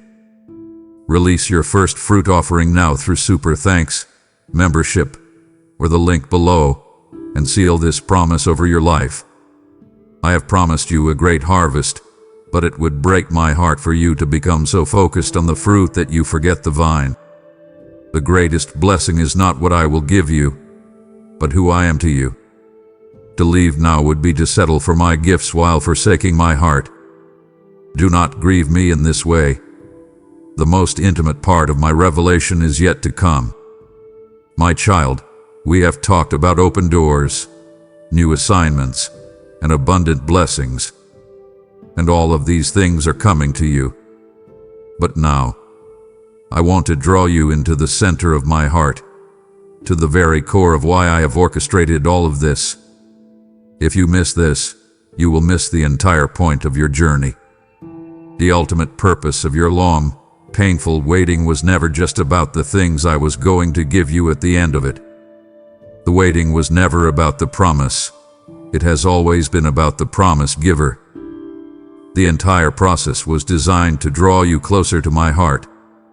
In the busyness of life, when things are going well, it is so easy to begin to seek my hand, what I can do for you, the blessings I can provide, the problems I can solve, instead of seeking my face, who I am, the beauty of my character, the simple joy of my presence. The waiting stripped everything else away. When the blessings were gone, when the doors were shut, when your friends walked away, all you had left was me. And in that place of absolute dependence, you discovered that I was enough. Now that the distractions of striving are over, now that the noise of your own anxious efforts has been quieted, I am extending an invitation to you. It is an invitation to come deeper, deeper into the ocean of my love, deeper into the quiet sanctuary of communion with me. This new season is not just about what I can do for you. It is about you and I, together, knowing each other more fully. I do not see you as a servant, a project, or a task to be managed. I see you as my child, and even more, as my friend. And I desire to share the secrets of my heart with you. I want to tell you things I do not tell everyone. I want to show you my plans and purposes from my perspective. I want you to know my thoughts and to feel my emotions. This is the high calling of intimacy to which I am drawing you. Here is a truth that will protect your heart in the coming days of abundance. Your greatest blessing will not be the answered prayer. It will not be the new house, the healed body, the thriving business, or the restored marriage. Your greatest and most precious blessing will always be the increased, tangible, abiding presence of me in your life. The other things are wonderful gifts, but they are temporary. They can be lost. But my presence is your eternal inheritance. So I challenge you, as you step into this new season of blessing, to reorient the posture of your heart. Seek my face, not just my hand. Come to me in the morning not with your list of requests, but with a simple desire to be with me. Worship me for who I am, not just for what I have done. If you do this, you will find a deep, soul-level satisfaction that no earthly blessing can ever provide. You will be a person who is not just blessed, but who walks in intimate friendship with the God of the universe. And there is no greater honor or joy than that. My precious child, for so long you have felt that your words have no power. You have spoken, and nothing has changed. You have complained about your circumstances. You have described your problems in great detail to anyone who would listen, and in doing so, you have unknowingly reinforced the very prison walls you long to escape. You have looked at the mountain of debt and said, "This mountain is so big." You have looked at the sickness in your body and said, "I am so sick." You have looked at the strife in your family and said, "This family is so broken." Your words have been a mirror, perfectly reflecting the painful reality around you. But today, I am not giving you a mirror, I am giving you a hammer. I am giving you a new level of spiritual authority, and it is located in your mouth. You must understand this shift. Your assignment is no longer to describe your reality. It is to declare my reality over your circumstances. As you begin to align your will and your words with my will and my word, something powerful is unleashed. You will decree a thing, and it will be established for you, and my light will shine on your ways. Let's make this intensely practical. This is not about some mystical, New Age chanting. This is about you, in your car, on your way to a job you have been complaining about, choosing to speak differently. Instead of saying, "I hate this job, no one appreciates me," you will open your mouth and decree, "I am a person of excellence and integrity. Favor surrounds me like a shield. I am a valuable asset to this company, and promotion and increase are my portion." This is not denial. This is defiance. You are defying the facts in favor of the truth. When a wave of anxiety about your finances washes over you, instead of spiraling into fear and saying, "I'll never have enough," you will stand your ground and decree, "My God supplies all of my needs according to his riches in glory. I am the lender and not the borrower. Lack is not my identity." Your words, when they are saturated with my spirit and my written word, begin to carry creative power. They become spiritual agents sent out to rearrange the natural world to align with my heavenly will for you. You must stop using your words to agree with the enemy's plan for your life and start using them to enforce my plan. This authority comes from a place you may not fully comprehend yet. My word says you are seated with Christ in heavenly places. Imagine that. You are not fighting your battles from a position of weakness on the ground, looking up at your problems. You are seated in a place of supreme authority, next to my Son, looking down on them. From that position, you are called to legislate my will on earth. Your decrees are the verbal expressions of the verdicts already passed in the courts of heaven. When I tell you your waiting is over, your job is to decree it over your life until your own soul believes it. The waiting is over. My season of favor is now. But with this great authority comes great responsibility. You must use it wisely and humbly. This is not a tool for selfish gain or for manipulating others. This is a sacred trust to be used for the advancement of my kingdom. Speak to the mountains of fear in your children's lives. Speak to the storms of chaos in your community. Speak to your own body and command it to align with my healing word. Your words have been a rudder, steering your life into the rocks of despair. Today I am giving you a new map and a new command. Take the rudder and speak the ship of your life toward the harbor of my promises. It will obey. My child, listen closely, for this is a truth that will protect the very blessings I am about to pour into your life. Receiving the promise is a moment of exhilarating grace, but stewarding that promise is a lifetime of disciplined wisdom. I know your secret fear. It is a question that haunts you in the quiet of the night. What if I get everything I have prayed for, and then I mess it up?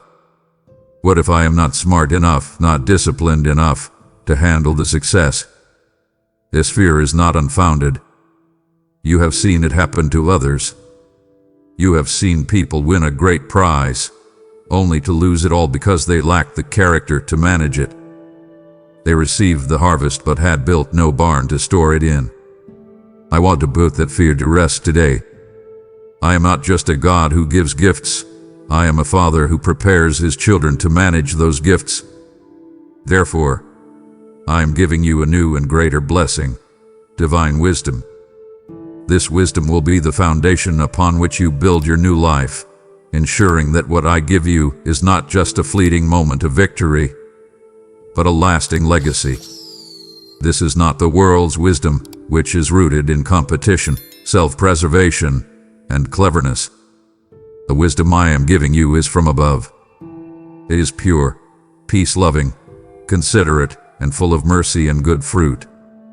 It will teach you how to manage the new financial abundance I am releasing to you. It will show you when to save, when to invest, and when to give with extravagant generosity. It will protect you from the foolish decisions that have sabotaged your finances in the past.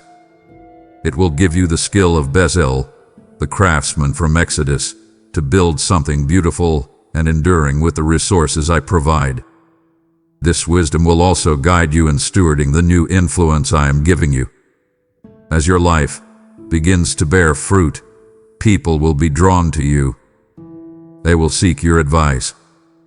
This new level of influence can be a dangerous breeding ground for pride, the very thing that comes before a fall. But my wisdom will keep you humble. It will remind you constantly that you are a steward, not an owner, a channel, not the source. It will help you build something that lasts, something that brings glory to me and will bless your children and your children's children. So how do you receive this precious gift? It is the simplest transaction in my kingdom. As my servant James wrote, "If any of you lacks wisdom, you should ask me, and I will give it to you generously, without finding fault." It is a daily reliance. It is the practice of pausing before you make any significant decision, whether it is with your money, your time, or your relationships, and simply saying, "Lord, what is your wisdom here?" It is learning to quiet your own striving and listen for that gentle, internal nudge of my spirit. Do not lean on your own understanding, which is limited by your past experiences and your current fears. Lean wholly on me. I am not setting you up for failure. I am meticulously equipping you for sustainable, long-term success. The house of your life, which was once built on the shifting sands of your own effort, is now being rebuilt on the unshakable rock of my wisdom.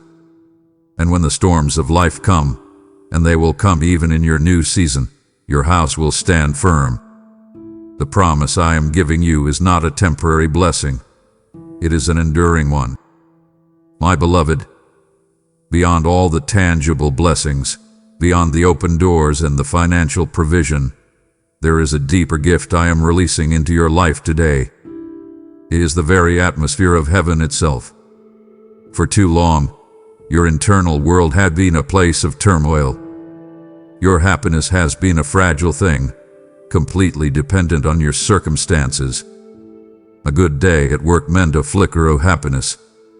A difficult phone call meant a plunge into despair. You have been living on an emotional roller coaster, and you are exhausted. I see this. That is why I am not just changing your circumstances, I am changing your internal climate. I am flooding your soul with a joy that is unspeakable and full of glory. Notice, I did not say happiness. Happiness is a reaction to your surroundings. Joy is the quiet, defiant confidence in my goodness, regardless of your surroundings. It is a deep, underground spring of my spirit that flows continuously, even when the surface of your life is in a drought. This joy will become your strength. It will be the fuel that enables you to face the new challenges of your promised land with a smile and an unshakable hope. Alongside this joy, I am giving you the peace that surpasses all understanding. This is the peace that the world cannot give and cannot take away. It is not the absence of problems. It is the overwhelming presence of me in the midst of your problems. The anxiety that has been your constant companion, that knot in your stomach and that racing in your mind, it is being replaced by my perfect peace. This peace will act as a supernatural guardian over the most vulnerable parts of you. It will stand watch over your heart, protecting it from fear and despair. It will stand sentry over your mind, protecting it from the what-if thoughts that have tormented you for years. When the bad news comes, and in this world it will, this peace will hold you steady, like a great anchor holding a ship in a raging storm. The winds will howl, the waves will crash, but your soul will remain secure, anchored to me, your unshakable rock. You will become a carrier of my atmosphere. You understand what this means? When you walk into a room filled with tension and anxiety, your very presence, saturated with my joy and peace, will begin to change the environment. People will feel a sense of calm around you without even knowing why. Your home will cease to be a place of strife and stress. It will become a sanctuary of peace, a refuge for your family. This is not something you have to try to do. It will be the natural overflow of what I am doing inside of you. This is the ultimate blessing, the one that makes all the others worthwhile. For what good is a large house if it is filled with anxiety? What good is a successful career if it brings you no joy? I am giving you the core of the blessing first. I am filling you with my own joy and my own peace. It will be your anchor in the storms to come and your strength for the journey ahead.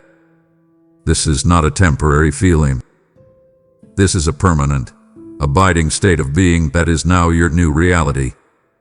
Receive it.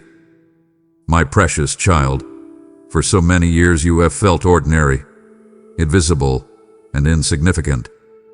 You have looked at your life and thought, my small story doesn't really matter in the grand scheme of things. You have hidden in the background, convinced that your struggles and your quiet faith were of no consequence to anyone but yourself. Today, I am calling you out of the shadows and onto a stage. I am placing a divine spotlight upon you, not to bring you glory, but to bring me glory through you. Your life story, with all its painful chapters of waiting and all its beautiful new chapters of fulfillment, is becoming a powerful, undeniable testimony of my goodness and my faithfulness. People are watching you. Your family, your coworkers, your neighbors, the ones who knew you in your desert season, they are your audience. They saw the before. They saw your struggle, your pain, your quiet perseverance. Now, they are about to see the after. And the transformation will be so radical, so inexplicable in human terms, that they will look at you and marvel, knowing that it could only be the hand of a loving God. I am making you and the children I have given you to be for signs and wonders in your generation. Your life is no longer just a life. It is a sermon. It is a living, breathing parable that demonstrates my character to a world that is starving for hope. Your breakthrough is not just for you. It is a prophetic signpost. When others who are stuck in their own waiting seasons look at you, they will see a sign that points to me and says, there is hope. God is faithful. If He did it for them, He can do it for me. You are becoming my living epistle, a letter of my love and power, written not with ink, but with the Spirit of the living God, a letter that will be read by everyone you encounter. They will read the story of my grace in your peaceful countenance. They will read the story of my provision in your blessed life. They will read the story of my healing in your restored body. Therefore, you must get ready to tell your story. The timidity and fear that have kept you silent must be broken. When people ask you, what happened to you? You seem so different. You cannot shrink back and say, oh, I've just been lucky. You must be ready to give an answer for the hope that is within you. And your answer is simple. I was lost, but He found me. I was broken, but He healed me. I was in lack, but He provided for me. My God did this. Do not tell a story of your own greatness or your own impressive faith. Tell the story of my great faithfulness to you even when your faith was small. This is how my kingdom advances. Not through clever arguments, but through the undeniable evidence of a changed life. Your testimony will be the key that unlocks the prison doors for many others. It will be the spark that ignites faith in hearts that have grown cold. So embrace this new calling. Your life is no longer a private matter. It is a public display of my redemptive work. Be a sign. Be a wonder. Your story will change the world for someone. Your life is now a sign and a wonder, but a sign that forgets its source quickly becomes an idol. I have lifted you up, and it would wound me deeply to watch you fall because you neglected the one discipline that will sustain this new glory. Do not turn away now. The key to keeping everything I have given you is in the very next words I must speak to your heart. My child, we now arrive at what may be the most crucial instruction for your new era. As the blessings begin to flow, as your prayers are answered one by one, as your life transforms from a desert into a garden, you will face a new and subtle enemy: entitlement. In the desperation of your waiting, your heart was soft, humble, and deeply aware of your need for me. It is a strange paradox of the human heart that in abundance, it can so easily become hard, proud, and forgetful. The new car you wept with joy over can, in 6 months, become just the car you complain about being stuck in traffic with. The healthy body you celebrated can be taken for granted. This spiritual amnesia is a deadly trap, and the antidote is the powerful, daily discipline of gratitude. In this new season of abundance, you must diligently, intentionally cultivate a heart of gratitude. Gratitude is not a passive feeling that you hope to experience. It is an active choice you must make every single day. It is the spiritual muscle that you must exercise to keep your heart in shape. A grateful heart is a magnet for more of my blessings. It keeps the channels of my favor open over your life. But an ungrateful heart, a heart that begins to complain and take things for granted, is like a leaky bucket. I can pour blessings in, but they will just drain out, leaving you feeling empty once again. Gratitude protects you from the poison of entitlement, the subtle belief that you somehow deserve all of this. You do not deserve it. You have received it by grace. And gratitude keeps that grace at the forefront of your mind. So, let's make this practical. I want you to start and end every single day by recounting my faithfulness. Before your feet hit the floor in the morning, before you check your phone or think about the day's challenges, I want you to list 5 things you are thankful for. Do the same thing at night before you sleep. This simple discipline will reframe your entire day. I want you to thank me not only for the destination, for the answered prayer, but also for the painful journey that brought you here. Thank me for the lessons you learned in the waiting. Thank me for the character that was forged in the fire. This honors the entire process and redeems the pain of your past. Let your praise be continual. Make gratitude the soundtrack of your life. When you are driving, thank me. When you are working, thank me. Let it become a constant, pleasing offering that rises up to me. This discipline will do more than just please me. It will protect you. It will keep your heart soft. It will keep your focus on me, the giver, and not just on my gifts. It is the key to sustaining what I am giving you and to ensuring that your season of blessing becomes a lifetime of ever-increasing favor. Do not neglect this.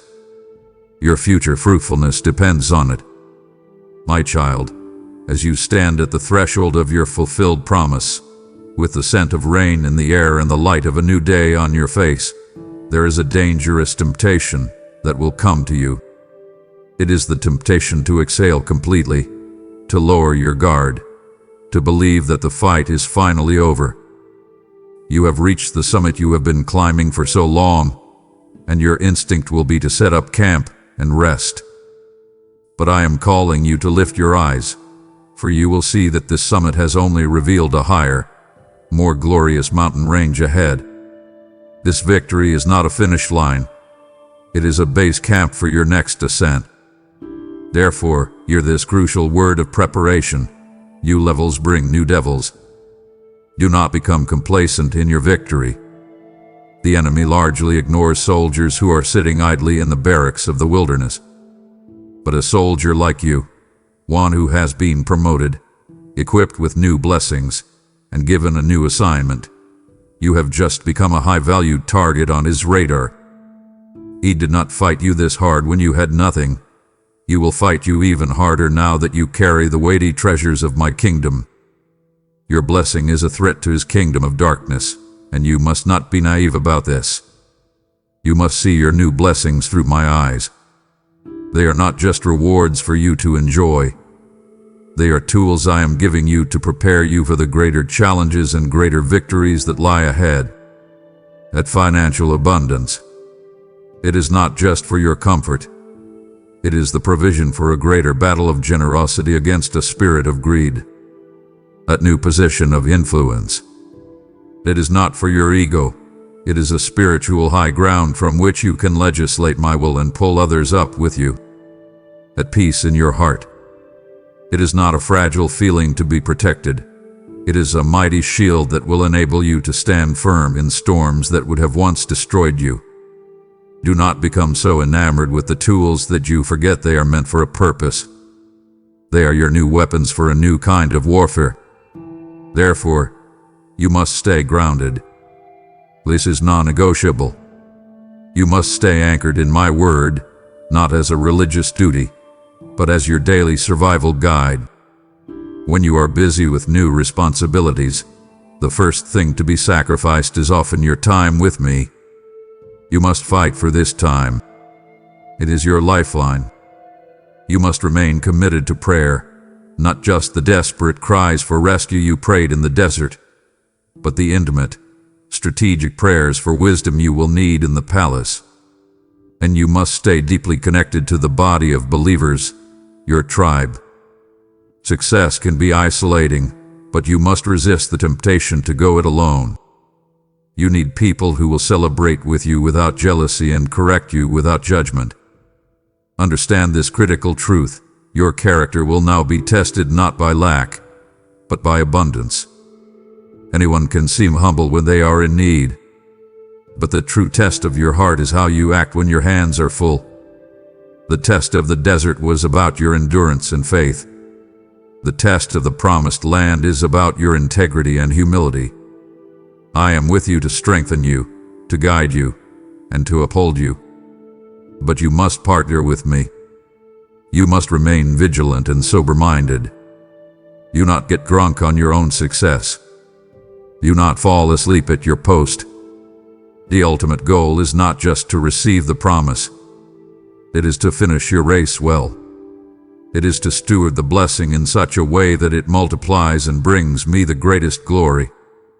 The journey is not over, my beloved warrior. In many ways, it has just begun. My precious child, after all has been said, after all the promises have been given and all the instructions have been laid out, I want you to draw everything back to one central, unshakable truth. If you remember nothing else from our conversation today, remember this. Above all else, above the blessings, above the breakthrough, above the new assignment, remember my ultimate promise to you. I will never, ever leave you nor forsake you. This is the bedrock upon which your entire life is built. It is the anchor that holds you, the foundation that will never crack. My presence was with you in the suffocating silence of the waiting room, and it will be your constant guide in the wide open spaces of your new land. You must see that I am the one constant in your story. The blessings, as wonderful as they are, may ebb and flow. Seasons change. The abundance I give you is for you to use, to sow, to build with. Your health is a precious gift, But you live in a fragile world. Human relationships, even the best ones, can have moments of difficulty. But I am your constant. I am your rock and your fortress. I am the same yesterday, today, and forever. Your security is not found in the blessing. It is found in the blesser. When you wake up in your new house, your joy should not be in the house, but in the fact that I am with you in that house. When you look at your healthy body, your praise should not be for the body itself, but for me, your healer who dwells within it. This is the secret to a life of unshakable peace. You must learn to treasure my presence more than my presence. This new beginning is not the final destination. It is simply the next chapter in our eternal journey together. The joy of walking through your open doors is just a foretaste of the joy of walking with me through the gates of heaven. The peace you feel in your restored family is just a shadow of the perfect fellowship we will share for all of eternity. Do not make this earthly blessing your ultimate idol. It is a beautiful gift, a preview of what is to come, but it is not the main thing. I am the main thing. Our relationship is the grand prize. So walk forward now, my beloved. Walk forward in a new kind of boldness. It is not the boldness of arrogance, but the boldness of the beloved. It is the quiet, unshakable confidence of a child who knows, without a shadow of a doubt, that their father is walking right beside them, holding their hand, and that he will never let go. Your waiting period is over. The command has been given. Oh, step into your new beginning, not with fear, but with the profound assurance that I, the Alpha and the Omega, the beginning and the end, the one who started this good work in you, have spoken it. And because I have spoken it, I will surely bring it to pass. You now walk forward in the unshakable reality of my presence. But my presence is not a treasure to be hidden. It is a fire to be spread. Because I am with you, I now commission you to send a tangible sign of my presence to another soul who feels abandoned in their waiting period. Your gift becomes manna in their wilderness, a beacon of light in their long night, proving that I have not forgotten them. As you release this earthly treasure, I declare that your heart is anchored to my kingdom, and I will release upon you a greater measure of my abiding peace and provision. This is your moment to prove that your trust is not in what I give, but in who I am, your ever-present help. Anchor your faith with your treasure now through Super Thanks membership, or the link below, and become a carrier of my hope to the world. This divine decree is now yours, but it requires your agreement to be fully activated on earth. Therefore, I am commanding you to make your declaration known as a sign of your faith. Go now to the space below and inscribe your personal seal upon this promise I have given you. With bold and unwavering belief, write the words, "My waiting is over, and I am stepping in." Let this act be your first step out of the old season, a prophetic sound that tells the enemy his time is up and informs heaven your time is now. Amen.